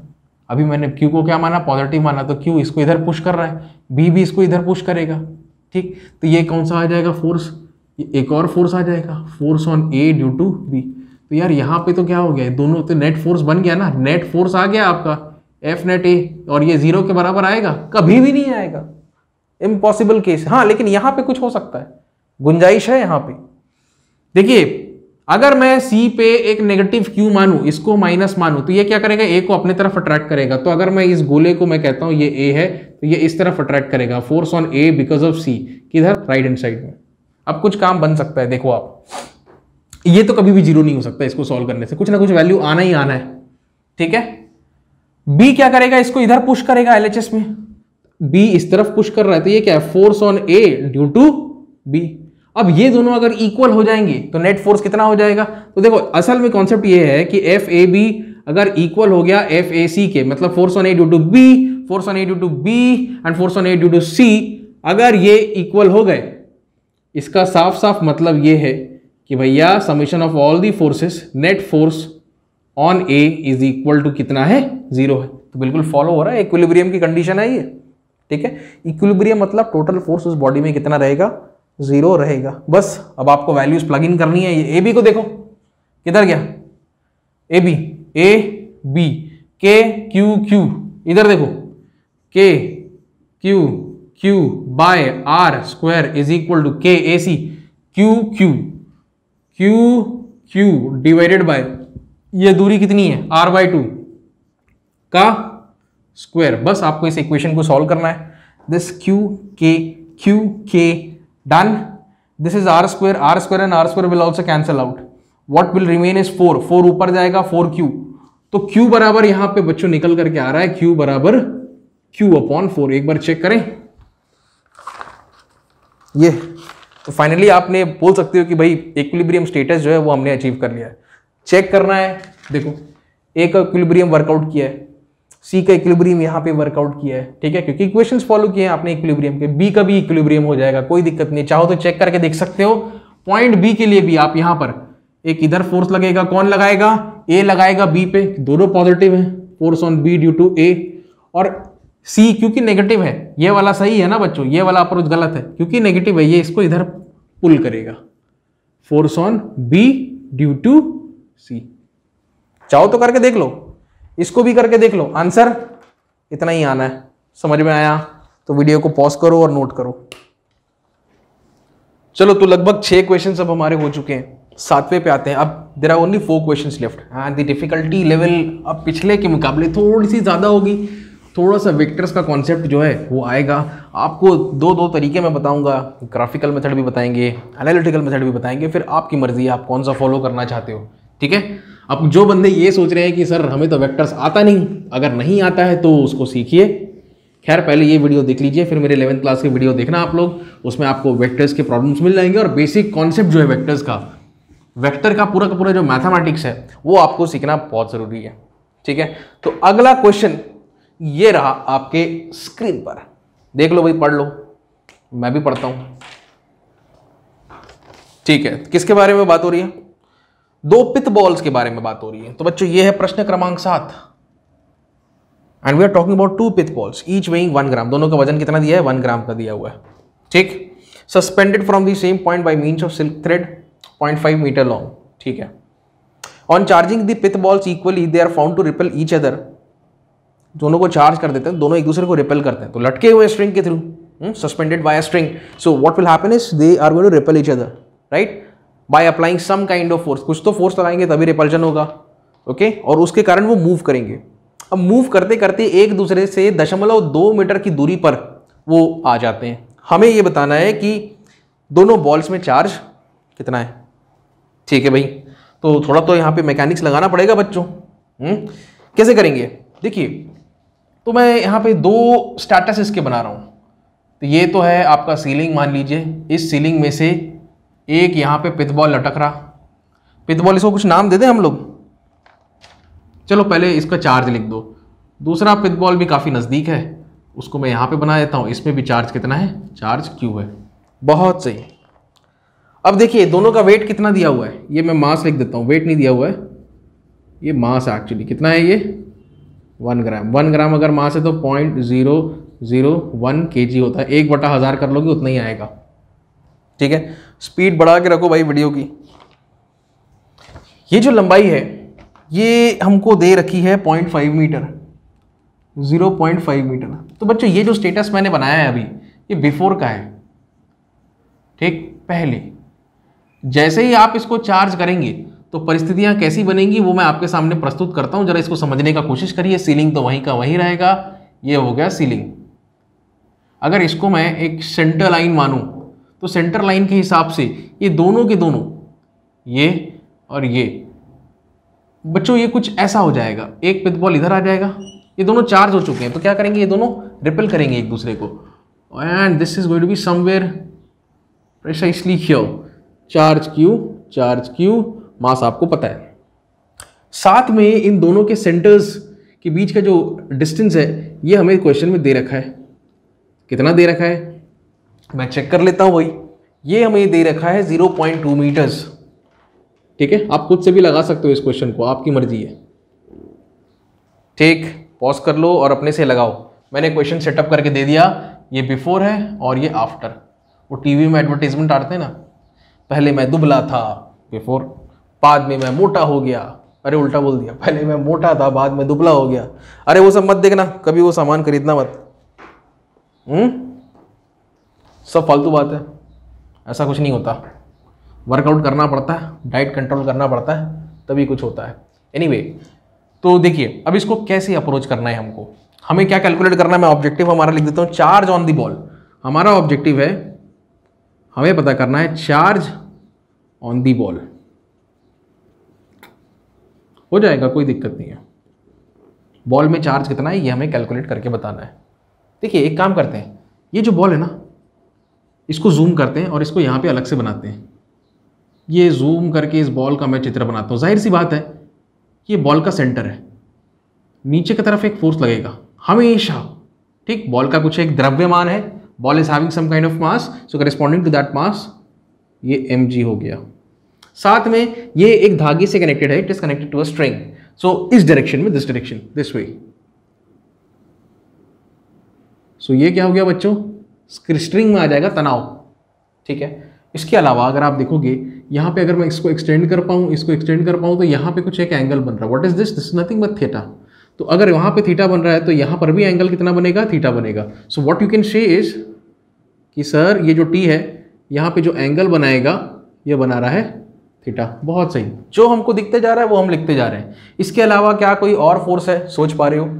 ये तो दिख रहा है, ये भी दिख रहा है, mg दिख रहा है, t दिख रहा है। देखिए ये इसको पुश कर रहा है इस तरफ, ये भी इसको पुश कर रहा है, इसलिए mutual electrostatic force of repulsion हम कहते हैं।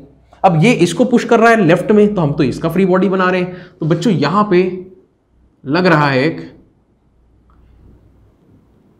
F रिपल्जन, ऐसा करके मैं लिख देता हूं। बहुत सुंदर। अब ये कितना है ये देखते हैं। अब देखिए यहां पे हमको क्या करना पड़ेगा, हमें इस टी को रिजॉल्व करने पड़ेंगे कंपोनेंट्स में। तो ये कुछ बच्चों ऐसा हो जाएगा, एक यहां पे आ जाएगा। ये देखो जो भी फोर्स है ना, अगर मान लो टी इधर है, यहां पे थीटा है, तो यहां पे टी कॉस और यहां पे टी साइन। फंडा याद रखो, अगर मान लो ये एंगल इससे बना थीटा, जिससे भी एंगल बनता है वहां क्या फिट होता है, कॉस, और जो बच गया वो टी साइन। हमेशा याद रखिए कॉस और साइन के बीच में रिजल्टेंट, कॉस और साइन के बीच में रिजल्टेंट। ये फंडा याद रखो, सारे क्वेश्चन आपसे बन जाएंगे फोर्सेस के। ठीक, एटलीस्ट जहां पे कंपोनेंट हम लोग रिजॉल्व करते हो। ये भी कर लिया यार हम लोगों ने। तो इसको तो इक्विलिब्रियम में रहना है। हमको क्या बताना है, हमको चार्ज बताना है, चार्ज ऑन दी बॉल बनाना है।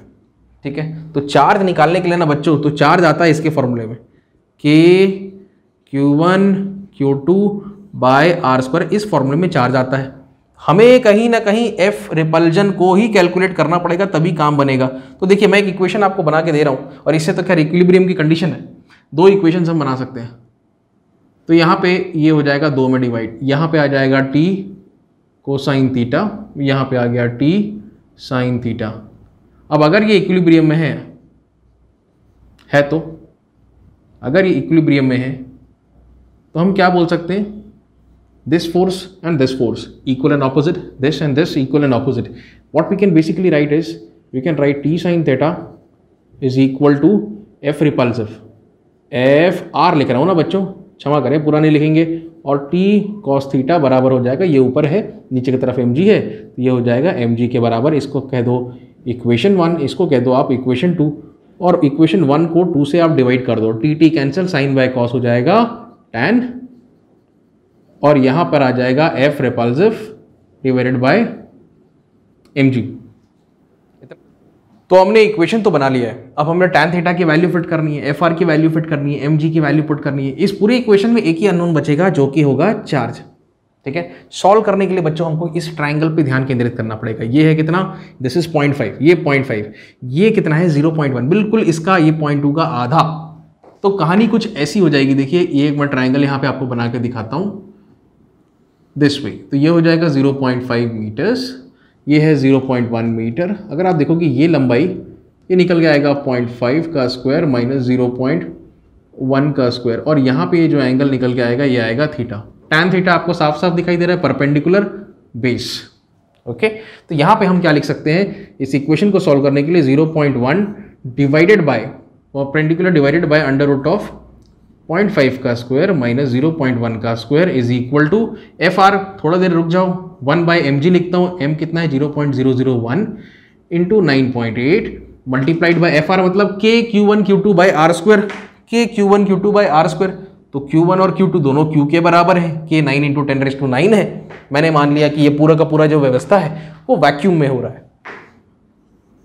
9 इंटू 10⁹ मल्टीप्लाइड बाय, और ये हो जाएगा Q इंटू Q स्क्वायर हो जाएगा, डिवाइडेड बाय क्या करना है R स्क्वायर।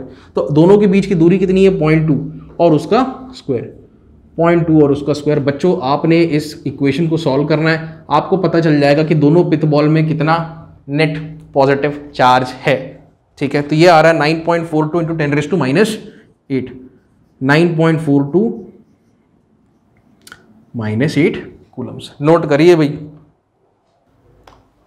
जिन्होंने भी अभी तक स्पीड नहीं बढ़ाई ये वीडियो की तो स्पीड बढ़ा लें, समय बचाएं। सेशन काफ़ी लंबा हो गया है, क्या करें, चीज़ें अगर अच्छे से सीखनी है आपको तो सेशन तो लंबा जाएगा।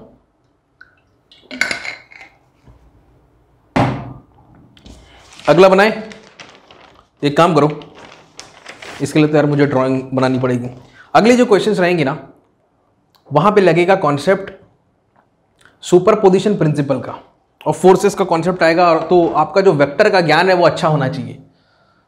पर टेंशन मत लो, अगर अच्छा नहीं भी है तो इन क्वेश्चंस के सॉल्यूशंस देखते देखते वो अच्छे हो जाएंगे, आप बहुत अच्छे कंडीशन में आने वाले हैं। अगर आपका वेक्टर का ज्ञान ठीक ठाक नहीं है तो बिल्कुल टेंशन मत लो, मैं किस लिए हूं, अच्छा कर देंगे उसको।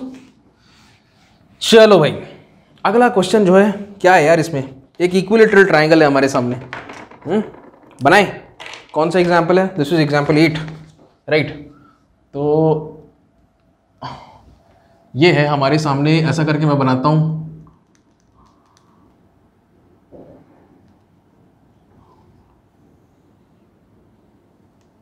ये कुछ ऐसा बच्चों, ये इक्विलेटरल ट्राइंगल है, ठीक है। और यहाँ पे चार्जेस बैठे हुए, यहाँ पे A है, इसमें चार्ज बैठा हुआ है Q1, यहाँ पे B है, इसमें चार्ज बैठा हुआ है Q2, C में चार्ज बैठा हुआ है Q3। हमसे क्या कह रहा है, और ये कैसा ट्राइंगल है, इक्विलेटरल ट्राइंगल है। आपको मैं क्वेश्चन कोई लिखित रूप में नहीं है, मैं डायग्राम बना के दे रहा हूँ, आपको समझना है इसमें क्या कैलकुलेट करना है, समझ जाओगे आप इवेंचुअली।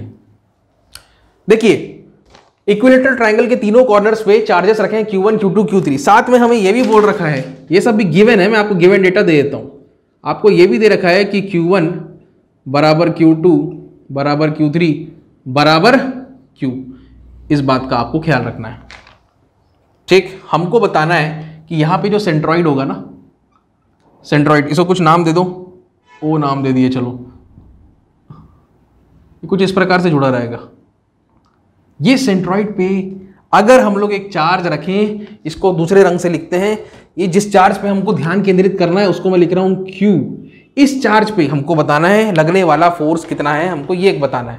कहने का मतलब ये है हमारा objective, our objective is to find the net force on the charge at O। ये कितना होगा ये हमें कैलकुलेट करके बताना है। अब इसके लिए क्या कर सकते हैं, अब जरा सोचो, तीन चार्जेस तीनों कॉर्नर्स पे, तीनों Q Q Q, ये देखिए यहां पे कितना लगेगा ये बताना है, net charge net force at this very point, ये हमें कैलकुलेट करके बताना है। जरा सोचिए सोचिए, दो अप्रोच बताऊंगा मैं इसमें आपको, ग्राफिकल भी बता देंगे, एनालिटिकल भी बता देंगे, दोनों हो जाएगा, कोई दिक्कत नहीं है। करें, बनाए, चलो। तो आप सिर्फ इस पॉइंट पे फोकस करो, कहां पे फोकस, या अभी हम लोग बेसिकली फ्री बॉडी बना रहे हैं, फ्री बॉडी भी नहीं कहना चाहिए क्योंकि एक पॉइंट है उससे पास हो रहा है, कंकरेंट अरेंजमेंट है। Focus on point O, point O बोले तो सेंट्रॉइड। तो आप देखिए एक ऐसा करके कोऑर्डिनेट सिस्टम बना लेते हैं, हमारा काम आसान हो जाएगा। ये कोऑर्डिनेट सिस्टम बना लिए, पॉजिटिव है, ये भी पॉजिटिव है, तो जाहिर सी बात ये क्या करेगा, इसको नीचे की तरफ पुश करेगा। तो बच्चों ये नीचे की तरफ एक फोर्स आया। अब लिखने का स्टाइल, फोर्स किस में लग रहा है, ओ पे लग रहा है, तो फोर्स ऑन ओ किसके कारण लग रहा है, ए के कारण। बहुत सुंदर बना लिया। अब बी क्या करेगा, इस क्यू को, या फिर Q2 क्या करेगा, इस क्यू को इस तरफ पुश करेगा। किस तरफ, इस तरफ। तो यहाँ पे एंगल कितना बन रहा है बच्चों, ये एंगल बन रहा है 30 डिग्रीज का। तो यहाँ पे ये फोर्स किस में लग रहा है, फोर्स लग रहा है ओ में, किसके कारण, बी पे रखे चार्ज के कारण। अब ये जो फोर्स आएगा कितना डिग्री का एंगल बनाएगा, 30 डिग्री का, ऐसा कह लो आप। तीसरी चीज, ये क्या करेगा, ये भी इसको इस तरफ पुश करेगा। तो ये बच्चों कहानी कुछ ऐसी हो जाएगी, ये देखिए ये, तो ये फोर्स किस में लग रहा है, जाहिर सी बात है इस पॉइंट को कुछ कहते हैं, सेंटर हो गया, ओ किसके कारण, सी के कारण। तो ये सारे फोर्सेस तो हमने वर्कआउट कर लिए बड़े आसानी से। और जाहिर सी बात है बच्चों यहाँ पर भी ये एंगल कितना बनेगा आपका, 30 डिग्रीज। देखिए अगर ऐसा लाइन खींचूं तो दो पैरेलल लाइंस और ये ट्रांसवर्सल, यहाँ पे जो एंगल रहेगा यहाँ पर भी उतना ही एंगल रहेगा। बिल्कुल उसी लॉजिक को मैंने लगाया है। स्पीड बढ़ा लो, स्पीड बढ़ा लो, ठीक है। ओके, क्या मेथड बताएं पहले, बताओ, ग्राफिकल बताएं, एनालिटिकल बताएं, ग्राफिकल बताएं। अच्छा चलो ग्राफिकल बताते हैं। चलो देखो, सबसे पहले देख लो आप लोग ग्राफिकल अप्रोच। बहुत सुंदर अप्रोच है। एक पेंसिल लगेगा, स्केल लगेगा और चांदा लगेगा, मतलब protractor. Okay, so we want to find the net force on this very point. ये पॉइंट, ये वाला पॉइंट, इस पे चार्ज कितना रखा हुआ है, चार्ज रखा हुआ है capital Q, positive Q let's say. तो आप यहां से चालू करो वेक्टर डायग्राम बनाना, ठीक है। हम मान लेते हैं, अच्छा इसके लिए तो हमको कैलकुलेट करना पड़ेगा ना, थोड़ी सी मेहनत करनी पड़ेगी। तो बच्चों जरा देखिए, बड़े प्यार से मैं बताऊंगा। ये Q, ये असल में है कितना, Q1 Q2 सब किसके बराबर है, Q Q अपॉन ये जो डिस्टेंस है, इस डिस्टेंस को आप मान लो x। तो जितना ये रहेगा उतना ही डिस्टेंस x ये भी रहेगा, उतना ही डिस्टेंस x ये भी रहेगा। इक्विलैटरल ट्रायंगल का केस है, राइट। तो हम इसको क्या बोल सकते हैं, Q divided by x square. बिल्कुल बिंदास आप ऐसा लिख सकते हो, ठीक है। On A due to force on O due to A। अच्छा, force on O due to B। अब जरा इसको देखिए, O due to B,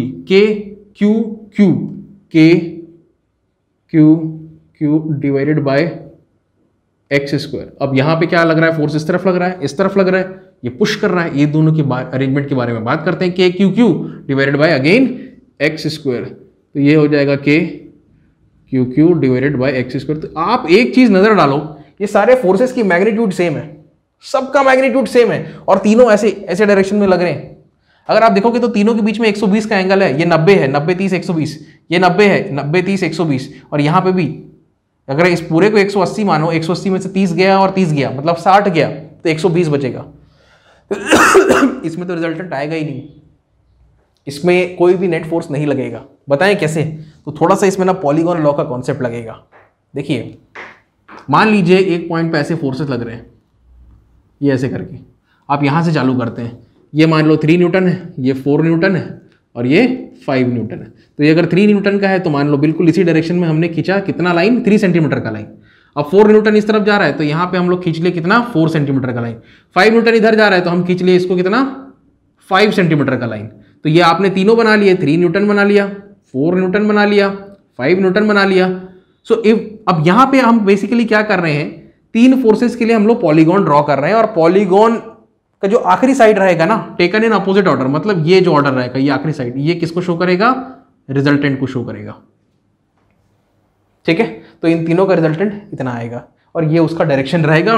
direction कितने एंगल पे रहेगा, इस एंगल पे रहेगा, θ1 कह लो। तो ये तो बेसिक कॉन्सेप्ट है। अब इसको यहाँ पे कैसे हमें अप्लाई करना है, इस बारे में जरा सोचते हैं। तो देखिए बच्चों, यहाँ पे सबसे पहले, अब ये तीनों का मैग्नीट्यूड सेम है, वहां तो अलग था, तो तीनों को हम लोग को सेम लंबाई। इसको अगर 5 सेंटीमीटर का खींचते हो वेक्टर, इसको भी 5 का खींचोगे, इसको भी 5 का खींचोगे। तो पहला मैं चालू कर देता हूं खींचना। ये मैंने यहां पे खींच लिया, ठीक, ये कौन सा फोर्स है, एफ ओ रिलेटिव ए। ठीक है, चाहो तो इसको यहां ना लिख के बच्चों एफ ओ रिलेटिव ए, और ये हो गया डायरेक्शन। हेड को टेल से जमाना है, एक वेक्टर के हेड को दूसरे वेक्टर या आने वाले वेक्टर के टेल से फिट करना है, फिर दूसरे के हेड को आने वाले तीसरे वेक्टर के टेल से कनेक्ट करना है। ये कहानी चलती रहेगी, head tail, vector 1 vector 2 and so on. अब इसको देखिए एफ ओ बी, बिल्कुल इसके पैरेलल यहां पे खींचना है। कितना खींचना है, ये भी हमने क्या मान लिया, एक रफ एस्टिमेट कितना मान लिया इसको, 5 सेंटीमीटर, तो ये भी 5 सेंटीमीटर। तो बच्चों ये एंगल हो जाएगा, ये थोड़ा सा कम, थोड़ा सा और कम, तो यहां पे एक और फंस बन गया, किसमें, ओ, किसके कारण, बी के कारण। अब देखिए वहां पे 3 फोर्स थे, यहां पे 2 हैं, नहीं वहां पे 3 फोर्स थे, यहां पे भी 3 है, लेकिन पॉलीगॉन जो बना उसमें कितने साइड बने, 4 साइड बने, तो यहां पे भी 4 साइड बनने चाहिए, लेकिन कुछ विचित्र हो रहा है यहां पे। तीसरा जो फोर्स है ना, ये, इसको भी जब मैं 5 सेंटीमीटर का खींचता हूं तो ये बिल्कुल बच्चों यहां पे आके जुड़ जा रहा है। अब रिजल्टेंट बनाने की कोई गुंजाइश ही नहीं है। ये जो फोर्स है ओ किसके कारण, सी के कारण, यहां पे रिजल्टेंट आएगा ही नहीं। पॉलीगॉन लॉ ये कहता है कि आप सारे फोर्सेस को हेड टेल करके आप जमा लो। जब सारे फोर्सेस एग्जॉस्ट हो जाए, मतलब सारे फोर्सेस का हिसाब किताब हो जाए डायग्राम, उसके बाद आप क्या करो, फाइनल जो हेड बचेगा उसको सामने वाले का टेल से जोड़ दो। ठीक है, टेकन इन ऑपोजिट ऑर्डर। ये तो ऐसे चल रहा था एंटी क्लॉक, अब ये क्लॉक चलेगा, तो वो क्या शो करेगा, रिजल्टेंट को। तो हमने क्या किया, सारे फोर्सेस को एक एक करके हेड टेल जमाते गए, हमने देखा कि ये तो क्लोज हो गया ऑलरेडी, मतलब इसमें एफ नेट जो रिजल्टेंट फोर्स आएगा सेंट्रॉइड पे, वो कितना आएगा, 0 आएगा। खेल खत्म। एक तो ये मेथड है, इसको नोट कर लो। अब दूसरा बताते हैं, ये पहला अप्रोच है, ये ग्राफिकल अप्रोच है। दूसरा अप्रोच अब आपको बताते हैं, ये है एनालिटिकल अप्रोच। देख लो यार, बड़ा आसान है। कहां बताएं, पर इधर बताएं, हाँ चलो यहां पे बना देते हैं। देखिए बेसिकली एनालिटिकल अप्रोच में हमें क्या करना है, सारे फोर्सेस एक्स डायरेक्शन में निकालने हैं, सारे फोर्स वाई डायरेक्शन में निकालने हैं। ठीक है, तो देखिए मैं बता रहा हूं क्या करेंगे इसमें। एक इस फोर्स को देखो, इसको आप कंपोनेंट पे रिजॉल्व करते हैं, यहां पे कॉस और यहां पे sine, k Q Q by x square cos 30। इसका एक और कंपोनेंट आएगा बच्चों यहाँ पे, k Q Q by x square sine 30। इसका जो कंपोनेंट है k Q Q by x square, और ये यहाँ पे आएगा कॉस 30। एक और कंपोनेंट इसका ऊपर की तरफ, तो ये आ जाएगा, क्षमा करें थोड़ा स्पेस की दिक्कत हो रही है, k Q Q by x square sine 30। बहुत सही। अब आप जरा सोचिए, सारे फोर्सेस एक्स में, सारे फोर्सेस वाई में। ठीक है, मुझे तो ऑलरेडी पता चल गया आंसर, नेट आंसर कितना आएगा, यहाँ पे लगने वाला फोर्स कितना है, कुल मिला के 0 हो जाएगा, क्योंकि ये फोर्सेस इस प्रकार से लग रहे हैं कि उनका जो नेट रिजल्टेंट आएगा 0 आएगा, मतलब ये पॉइंट जो है वहीं पे स्थिर रहेगा, कहीं पे भी मूव नहीं करेगा, राइट। तो उसका स्टेटस इक्विलिब्रियम का रहेगा। अच्छा, अब हम क्या कर सकते हैं, जरा ये सोचना है। चले चालू करें, क्या निकालना है, हमें कैलकुलेट करना है नेट फोर्स। कहाँ पे, सेंट्रॉइड में। तो एक काम करो, आप सिंपल लॉजिक लगाओ, सारे फोर्सेस आप कैलकुलेट कर लो एक्स डायरेक्शन में। ठीक है, किस पॉइंट की बात कर रहा हूं मैं, सेंट्रॉइड की, प्लस सारे फोर्सेस आप कैलकुलेट कर लो किस डायरेक्शन में, वाई डायरेक्शन में, और उसको स्क्वायर मार दो। ये फंडा लगाना है। अब आपने कैलकुलेट करना है एफ एक्स का वैल्यू, एफ वाई का वैल्यू। ये कर लेते हो तो काम खत्म हो जाएगा। अब जरा देखो एफ एक्स कितना आएगा, मैं बता रहा हूं एफ एक्स कितना आएगा। देखिए ये भी और ये भी, ये दाएं तरफ प्लस में, ये बाएं तरफ माइनस में, इतना माइनस इतना करोगे तो एक्स डायरेक्शन के सारे फोर्सेस आ गए, तो ये दोनों तो कैंसिल हो जाएंगे, तो ये कितना हो गया, खत्म। अब देखिए साइन 30 होता है 1/2, 1/2, 1/2 प्लस 1/2, दोनों का मैग्नीट्यूड सेम है ना, 1/2 प्लस 1/2 कितना होगा, 1, और ये कितना है, मतलब के Q Q by x square. ये देखो, इसको आंसर कितना आएगा मैं बता रहा हूं, ये आएगा के Q Q by 2x square plus K Q Q by 2x square. इसको अगर आप सॉल्व करोगे ना तो ये आएगा के Q Q by x square. तो ऊपर की तरफ इन दोनों को मिला करके कितना आ रहा है, k Q Q by x square. नीचे भी कितना है, k Q Q by x square. ये प्लस ये माइनस, तो प्लस माइनस करोगे कितना हो जाएगा, जीरो हो जाएगा। तो एफ वाई भी बच्चों कितना आ गया, ये भी जीरो आ गया। तो नेट फोर्स कितना आएगा। ठीक है, ये आपके एनसीईआरटी का क्वेश्चन था। और थोड़ा सा वेक्टर का ज्ञान जो है थोड़ा सा वार्म अप हो जाओगे अब आप वेक्टर्स को यूज करने के लिए। ठीक है, समझ में आया, आ तो गया है। नोट करें, एक एक करके सारे क्वेश्चंस निपटा देंगे। और 2 क्वेश्चंस और हैं, उनको भी बताता हूं मैं आपको। भाई मेरे सेशंस थोड़े से लंबे रहेंगे तो काफी पेशेंस रखना पड़ेगा।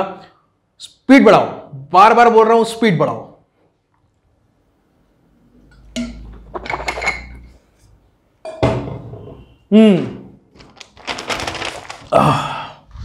अगला हो गया नोट।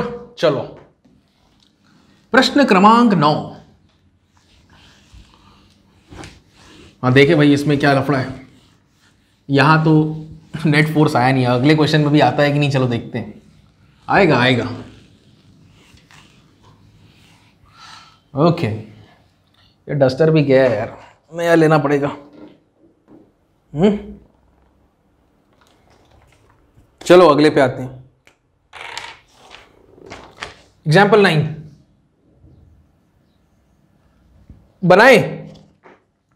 तो यहां पे एक प्यारा सा चार्ज है। ओके, ये ठीक है। कौन सा ट्राइंगल है बताने की जरूरत नहीं है, इक्विलेटरल ट्राइंगल है। और भाई लाइन खींच लो, ये ठीक है। कितना सेंटीमीटर, 5 सेंटीमीटर। ये भी 5 सेंटीमीटर और ये भी 5 सेंटीमीटर। बहुत सही।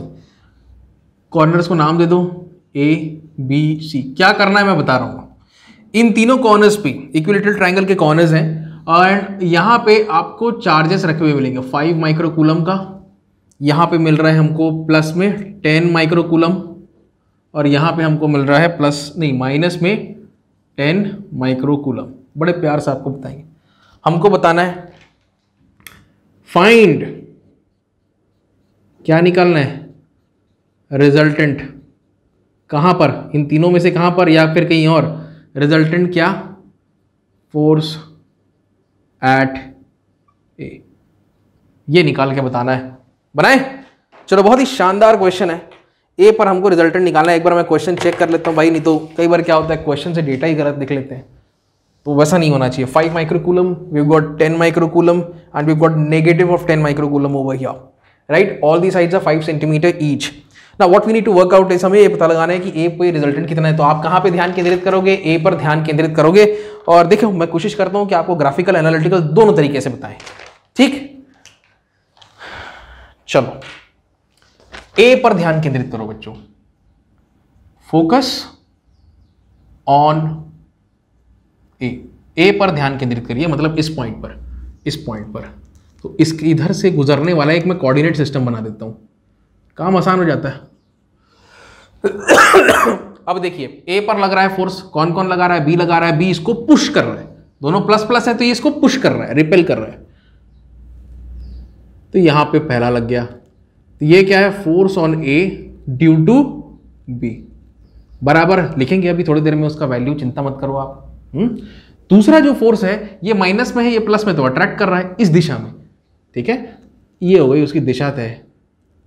तो बच्चों यहां पे क्या आ जाएगा, फोर्स ऑन, ये आ जाएगा A but because of C, charge at C, ऐसा बोल सकते हो। अब इन दोनों के मैग्नीट्यूड हम लोग लिखेंगे, टेंशन मत लो, सब बताते हैं आपको।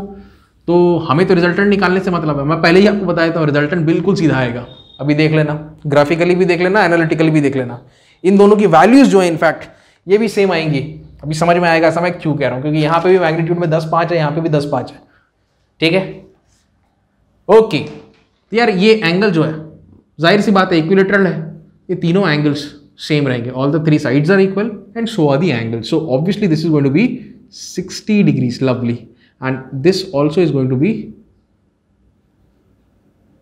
60 degrees, fine. What is the next best thing that we can do? हम एक काम करते हैं, हम कैलकुलेट कर लेते हैं a रिलेटिव बी को, ए पर लगने वाला फोर्स बी के द्वारा, कैसा फोर्स है, स्वभाव कैसा है, पुशिंग फोर्स है, रिपेलिंग फोर्स है, तो के Q1 Q2 upon are square लगाना है, के Q1 Q2, ठीक, कितना, ठीक है 10 माइक्रो कूलम, 10 माइक्रो, और क्या है बच्चों इसमें साथ में वहाँ पे 5 माइक्रो कूलम है, 5 × 10⁻⁻⁶, तो ये हो गया के Q1 Q2 डिवाइडेड बाय दोनों के बीच की दूरी कितनी है 5 सेंटीमीटर। भाई हम तो ऐसा यूनिट फॉलो करते हैं, हमें इसको कन्वर्ट करना पड़ेगा मीटर्स में, तो ये आ गया 0.05, और बच्चों इसको आपको कर देना है स्क्वायर। इसको जब आप सॉल्व करोगे ना तो मैं बताता हूँ, इसको सॉल्व करने पे आपका जो वैल्यू आएगा ये आएगा 180 न्यूटन के बराबर, 180 न्यूटन्स, राइट। और उसी प्रकार से आप अगर करने जाओ A with respect to C, तो पहले तो के Q1 Q2 लगाते हैं 9 × 10⁻⁹, ठीक है, चार्जेस देख लो 5 और ये 10, यहाँ पे याद है ना के Q1 Q2 में Q1 Q2 मॉड लगा रहता है, मॉड्यूलस, तो वहाँ पे आपको प्लस माइनस नहीं देखना है, सिर्फ मैग्नीट्यूड उठा के रखना है, ऐसा आप समझो। 5 × 10⁻⁻⁶, 10 × 10⁻⁻⁶, all of this divided by दोनों के बीच की दूरी देखिए, दोनों के बीच में A और C के बीच की दूरी 0.05 मीटर, मतलब 5 सेंटीमीटर, और इसका स्क्वायर, अल्टीमेटली इसका भी आंसर कितना आएगा 180 न्यूटन। तो इतना हमको समझ में आ गया, यहाँ पे ये जो दोनों फोर्स हैं भले इनके डायरेक्शंस अलग अलग होंगे, एक +60 के हिसाब से, एक -60 के हिसाब से, लेकिन दोनों के मैग्नीट्यूड्स जो हैं वो सेम हो रहे हैं, ठीक है। और सुंदर तरीके से बताते हैं आपको, दो अप्रोचेस देखिए यहाँ पे। तो सबसे पहले आप देखो बच्चों ग्राफिकल अप्रोच, ग्राफिकल, चांदा वांदा लेके बैठे हो तो कर लेना भाई।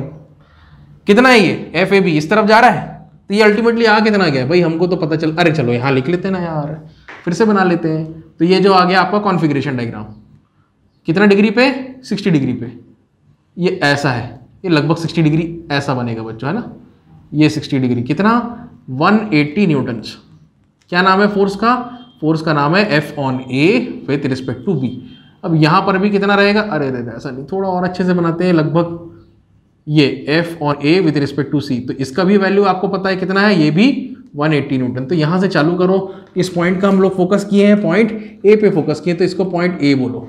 तो बिल्कुल 180 को मान लो आप 5 सेंटीमीटर का, ठीक है। तो आप क्या करोगे, बिल्कुल इस दिशा में, कितना एंगल पे, 60 डिग्री का एंगल पे, एक रेफरेंस लाइन खींच लो, 60 डिग्री का एंगल पे कितना का लाइन खींचोगे आप, खींचोगे 5 सेंटीमीटर का लाइन, जो कि रिप्रेजेंट करता है 180 न्यूटन को। बहुत अच्छा, ये हो गया। अब ये कहाँ जा रहा है बच्चों, ये कहाँ जा रहा है, इसको तो हमने बना लिया, ये कहाँ जा रहा है, नीचे जा रहा है।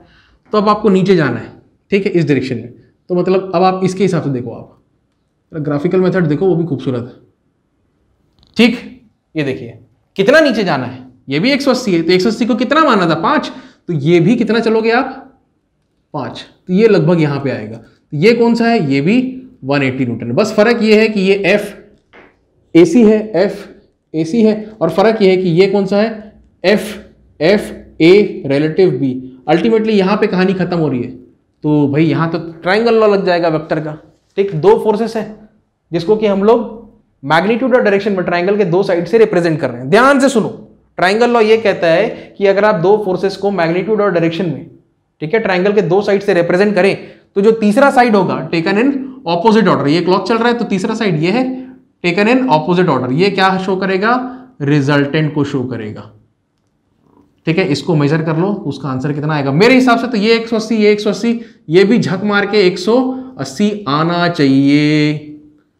अब इसको वेरीफाई करेंगे ना हम लोग एनालिटिकल से, टेंशन मत लो, करके देखो कॉपी में। आप अगर इसको 5 सेंटीमीटर लियो, इसको 5 सेंटीमीटर लियो, तो ये भी ऑटोमेटिकली कितना आएगा, 5 सेंटीमीटर आएगा। हमने एक एंगल ये वाला लिया ऐसा करके 60 डिग्री, फिर हम लोग एंगल ये वाला लिया 60 डिग्री, ये वाला लिया। बात समझ में आया, ठीक है। अब करें एनालिटिकल, एनालिटिकल अप्रोच। एनालिटिकल में क्या होता है बच्चों, हमको कहां पे ध्यान केंद्रित करना है, हमको ध्यान केंद्रित करना है पॉइंट A पे। हमें बताना है कि भाई पॉइंट A पे रिजल्टेंट कितना है। तो मैं इसको, मेरे लिखने का स्टाइल है ये, नेट फोर्स ऑन A बराबर अल्टीमेटली वही लगाना है आपको, summation of all the forces in x direction, right, plus summation of all the forces in Y direction. किसके हिसाब से कर रहे हैं हम लोग? पॉइंट ए के लिए कर रहे हैं सब कुछ। तो बच्चों जरा ध्यान दीजिए आप, ये अगर 180 है, मैं यहीं पे कर देता हूं ना, ये भी 180 है, इसका एक कंपोनेंट यहां पे गिरेगा, इसको आप क्या बोलोगे? 180 cos 60। इसका एक कंपोनेंट यहां पे गिरेगा, इसको आप क्या बोलोगे? 180, ये जैसे 180 है ना, तो ये भी कितना हो जाएगा? 180 cos 60। अब इन दोनों के कंपोनेंट्स एक ऊपर जाएगा 180 sin 60 और एक कंपोनेंट नीचे आएगा, ये भी कितना हो जाएगा? 180 sin 60।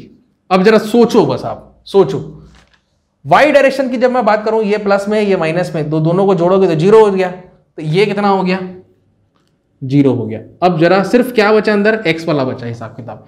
एक्स में देखो 180 cos 60, 180 cos 60 करोगे ना बच्चों, cos 60 होता है 1/2, 180 इंटू 1/2 कितना आ जाएगा? कितना आ जाएगा बोलो? और ये कितना आ जाएगा? 90 प्लस 90 कर लो, कितना? 180। तो यहां पे आंसर कितना आएगा? 180 का स्क्वायर, और ये तो कितना हो गया? जीरो। अल्टीमेटली आपका आंसर कितना आया? जैसा मैंने बोला, रिजल्टेंट फोर्स कितना आएगा? एनालिटिकल लगा लो या ग्राफिकल लगा लो, आना उतना ही है। ये तो गया भाई इंक इसका, कहाँ है ढक्कन? अरे यार ये, हाँ उधर है। All right, now we can go ahead with the final problem I guess. या फाइनल क्वेश्चन है, इसमें जो अरेंजमेंट है एक स्क्वायर का है, आपको बताते हैं, वैल्यूज लिख के बताते हैं फिर करना। डस्टर कहाँ है भाई? ये नोट हो गया ना? पॉज करके नोट कर लिया करो बच्चों। अब कल से चालू होगा फिर इलेक्ट्रिक फील्ड, पूरा अच्छे से बताएंगे आपको। इलेक्ट्रिक फील्ड शुरू में थोड़ा सा टिपिकल लग सकता है, बट इवेंचुअली आपको मजा आने लगेगा उसके क्वेश्चंस देखने में, और कॉन्सेप्ट तो बहुत शानदार है। बहुत ही बढ़िया डेमोन्स्ट्रेशन के जरिए मैं आपको समझाऊंगा इलेक्ट्रिक फील्ड का कॉन्सेप्ट। ठीक है, तो आज के वीडियो का आखिरी प्रश्न ये रहा आपकी स्क्रीन के सामने। ठीक है, so let's start with final problem, that's problem 10, example 10, and what we have is a square. तो एक स्क्वायर बनाते हैं बच्चों, something like this, right?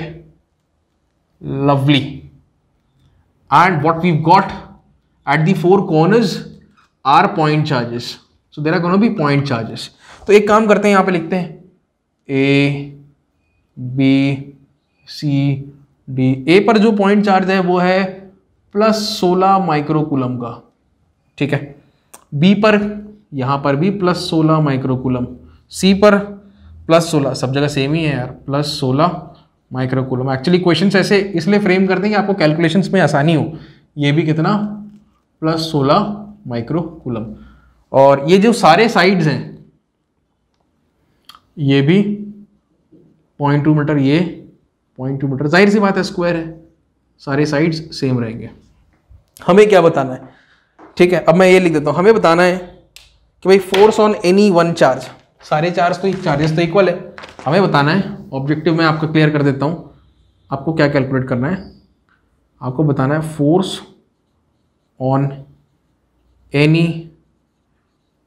One charge, किसी भी एक चार्ज में हमें फोर्स का वैल्यू कैलकुलेट करके बताना है। तो बड़े आसानी से कर लेंगे हम लोग, वेक्टर्स का कॉन्सेप्ट यूज करेंगे। ठीक है, देखोगे बड़े प्यार से। फिर से जैसा मैं हमेशा बोलता हूं, फोकस करो, किस पे निकालना है? चलो डी पे निकालना है, focus on D, focus on D, D पर ध्यान केंद्रित करें प्यारे बच्चों। ओके, तो डी के लिए मैं कोऑर्डिनेट सिस्टम बनाया, तो ये डी के लिए कोऑर्डिनेट सिस्टम बना लिया। इस यहां पे है क्या? पॉइंट डी, यहां पे विल फोकस। तो जाहिर सी बात है ये प्लस, ये प्लस, तो ये क्या करेगा? ये प्लस इस प्लस को ऊपर की तरफ पुश करेगा। So something like this. Okay, so इसको कैसे लिख सकते हो? F force on D due to C, F on D due to C. तो एक तो हमने लगा लिया। इस तरफ से देखो, ये क्या करेगा? ए वाला इसको पुश करेगा। क्यों पुश करेगा? जाहिर सी बात है, दोनों पॉजिटिव है तो रिपेल ही तो करेगा। किधर? राइट हैंड साइड में। तो ये क्या है? फोर्स ऑन डी, किसके कारण? Due to A, on D due to A. अब एक बच गया बच्चों, इसके कारण यहां पे, इसके कारण यहां पे, दोनों वर्कआउट कर लिए। अब ये बच गया, ये कुछ ऐसी रहेगी कहानी। ठीक है। और जाहिर सी बात है स्क्वायर में ये एंगल कितने का रहेगा, 45 डिग्री का। पूरा 90 का रहता है, ये 45 का रहेगा। तो ये force on D due to B है, तो यहां पे force on D due to B, और यहां पे जो एंगल बन रहा है ये बन रहा है 45 डिग्री का। बहुत सुंदर, बहुत सुंदर। आपकी मर्जी है, ग्राफिकल से करना है ग्राफिकल से करो, एनालिटिकल से करना है एनालिटिकल से करो, ठीक है। एक चीज मैं बता देता हूं कि रिजल्टेंट जो आएगा उसका डायरेक्शन भी यही रहेगा, अभी देखोगे समझोगे, ठीक। पहले तो मैग्नीट्यूड निकालने का सोचो। तो देखो एफ डी सी, जरा एफ डी सी कैलकुलेट करते हैं, जरा देखो डी सी के Q1 Q2, के कितना है Q1 Q2 16 16, दोनों सेम है 16 माइक्रोकूलम, 16 इंटू 10⁻⁻⁶ और इंटू वही सेम था अपॉन दोनों के बीच की दूरी 0.2 कितनी हो जाएगी 0.2 का स्क्वायर।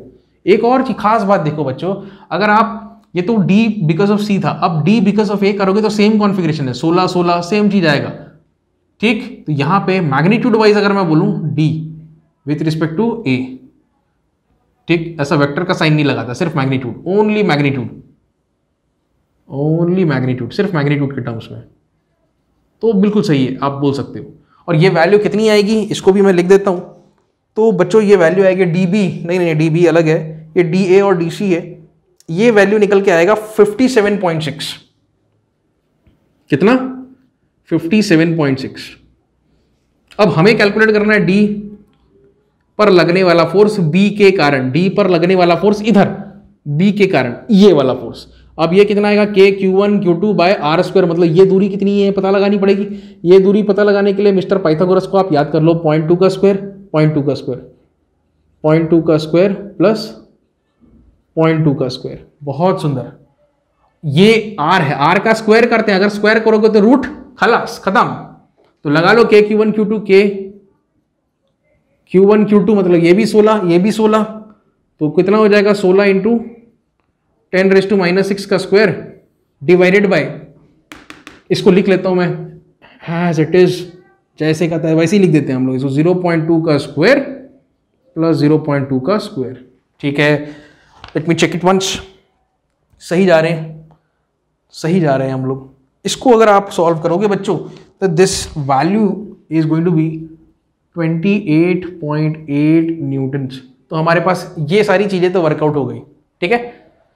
इसको मैं बताता हूं आपको, एनालिटिकल से ग्राफिकल से आप लोग ट्राई कर सकते हो, ठीक। अगर इसको 5 सेंटीमीटर मानते हो तो ये कुछ अलग आएगा। मान लो 57.6 को आप 5 सेंटीमीटर मानते हो, फिर से लिखते ना, आप 5 सेंटीमीटर मानते हो तो 28.8 कितना हो जाएगा, ये हो जाएगा 5 divided by 57.6 multiplied by 28.8। Solve करना है आपने बस, ठीक। यार 288 का डबल करो तो बच्चों कितना आता है 288 का डबल, जरा मैं कैल्शियम यूज करता हूँ, मेरी गणित बहुत कमजोर है। 288 मल्टीप्लाइड बाई 2 576। कहने का मतलब ये, अगर इसको 5 सेंटीमीटर लेते हो तो ये कितना हो जाएगा 2.5 सेंटीमीटर। ये तो ग्राफिकल भी बना सकते हो, आपकी मर्जी है, ठीक। पहले एनालिटिकल देखो, चलो क्या निकालना है, क्या निकालना है, force on any one charge. हम कौन सा चार्ज लिए, हमने बोला कि भाई हम पॉइंट चार्ज डी पर लगाएंगे फोर्स। तो मैं यहां पे लिखता हूं एफ नेट, मेरे लिखने का स्टाइल है एफ नेट। कहां पे, नेट फोर्स ऑन डी। कैसे निकलेगा, तो लगाना पड़ेगा concept, all the forces in x plus all the forces in y, ठीक है। एक्स में जो फोर्सेस लग रहे हैं और वाई में जो फोर्सेस लग रहे हैं। तो देखिए बच्चों यहां पे आपको बता रहे हैं, थोड़ा सा मुझे डायग्राम बनाना पड़ेगा ना। यहां पे डीसी एक फोर्स यहां पे लग रहा है,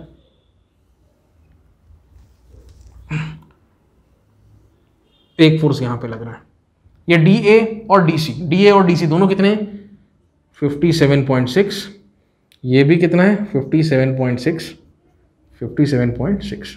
साथ में ये इधर जा रहा है डीबी, कितना डीबी कितना है 28.8।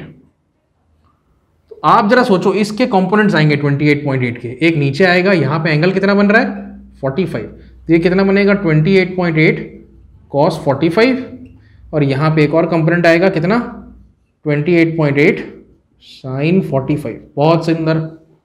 ठीक है, तो ये हो गया, x में ये है, y में ये है। अब हिसाब किताब करना है, बस आपको वैल्यूज पुट प्लग इन करनी है, तो ये मैं कर देता हूं आपके लिए।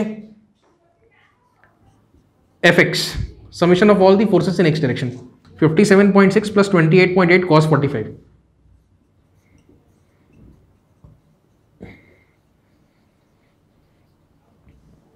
कितना? बोलो बोलो बोलो। ये आ रहा है 77.96। कितना? 77.96। दूसरा करें, summation of all the forces in Y direction, तो देखिए क्या क्या आ रहा है, 57.6 प्लस 28.8 साइन 45, 57.6 प्लस 28.8 साइन 45। भाई आंसर तो सेम आएगा, क्योंकि cos 45 साइन 45 तो 1/√2 होता ही है। इसका भी आंसर कितना आएगा? 77.96। क्षमा करें, यहां न्यूटन लिखना भूल गया था। ठीक, अब इन दोनों को बच्चों आप उठा करके यहां पे रख दीजिए, ये x के जगह और ये y के जगह। आपका फाइनल आंसर जो रिजल्टेंट कराएगा F net at point A नहीं, क्या बोला था मैंने, क्या नाम था, डी, पॉइंट डी, कितना आएगा? This is going to be equal to, let me check, 110.3 इतना आएगा। क्लियर है? इतना समझ गए आप लोग? ओके, अच्छा, अब आप सोच रहे होंगे कि जो रिजल्टेंट है उसका डायरेक्शन कहाँ है, इधर है, इधर है, इधर है, तो पता लगा लेते हैं, कोई बड़ी बात नहीं है। देखिए हमने अभी जो किया वो कुछ ऐसा है, यहां पे हमको क्या मिला, net force in x direction, यहां पे हमको क्या मिला, net force in Y direction, और दोनों कितना मिला, 77 कुछ मिला ना। अच्छा, वो लगा लेंगे। इसका अगर आप ट्रायंगल बनाओगे, ठीक है, जरा देखो, फोर्स का कॉन्सेप्ट है, बड़ा प्यारा कॉन्सेप्ट बताएंगे आपको। एक ये बना, ये वाला लाइन बना लिए, इसका मैग्नीट्यूड कितना है, summation of all the forces in x direction.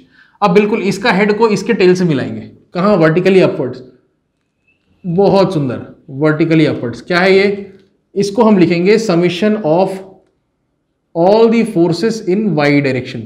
तो if two sides of a triangle represent the two forces in magnitude and direction, then the third side taken in opposite order will represent the resultant। तो ये जो तीसरा side रहेगा ना, इसको हम लोग बोलेंगे F नेट पॉइंट D के लिए।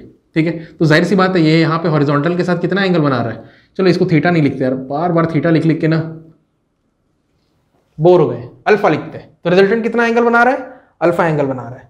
अब आप देखो, आप चाहो तो अल्फा कैलकुलेट कर सकते हो, तो tan अल्फा कितना आएगा, F Y by F X. तो ये कितना है, एफ वाई और एफ एक्स, तो ये दोनों तो सेम है इनफैक्ट। तो ये आंसर कितना आना है, 1 आना है। तो अगर 1 कितने डिग्री पे आता है आपको पता है यार, आप सब जानते हो कितने डिग्री पे, 45 डिग्रीज पे। और कुछ बोलना तो नहीं है मुझे, समझ में आया? ठीक है, तो एक तरीका तो समझ गए, एक और तरीका बताते हैं। बस वीडियो खत्म होने वाला है, थोड़ा और पेशेंस बना के रखो। दूसरा जो तरीका है वो है ग्राफिकल, कर ही लेते ना यार, ग्राफिकल। तो हमारे पास 3 फोर्सेस हैं।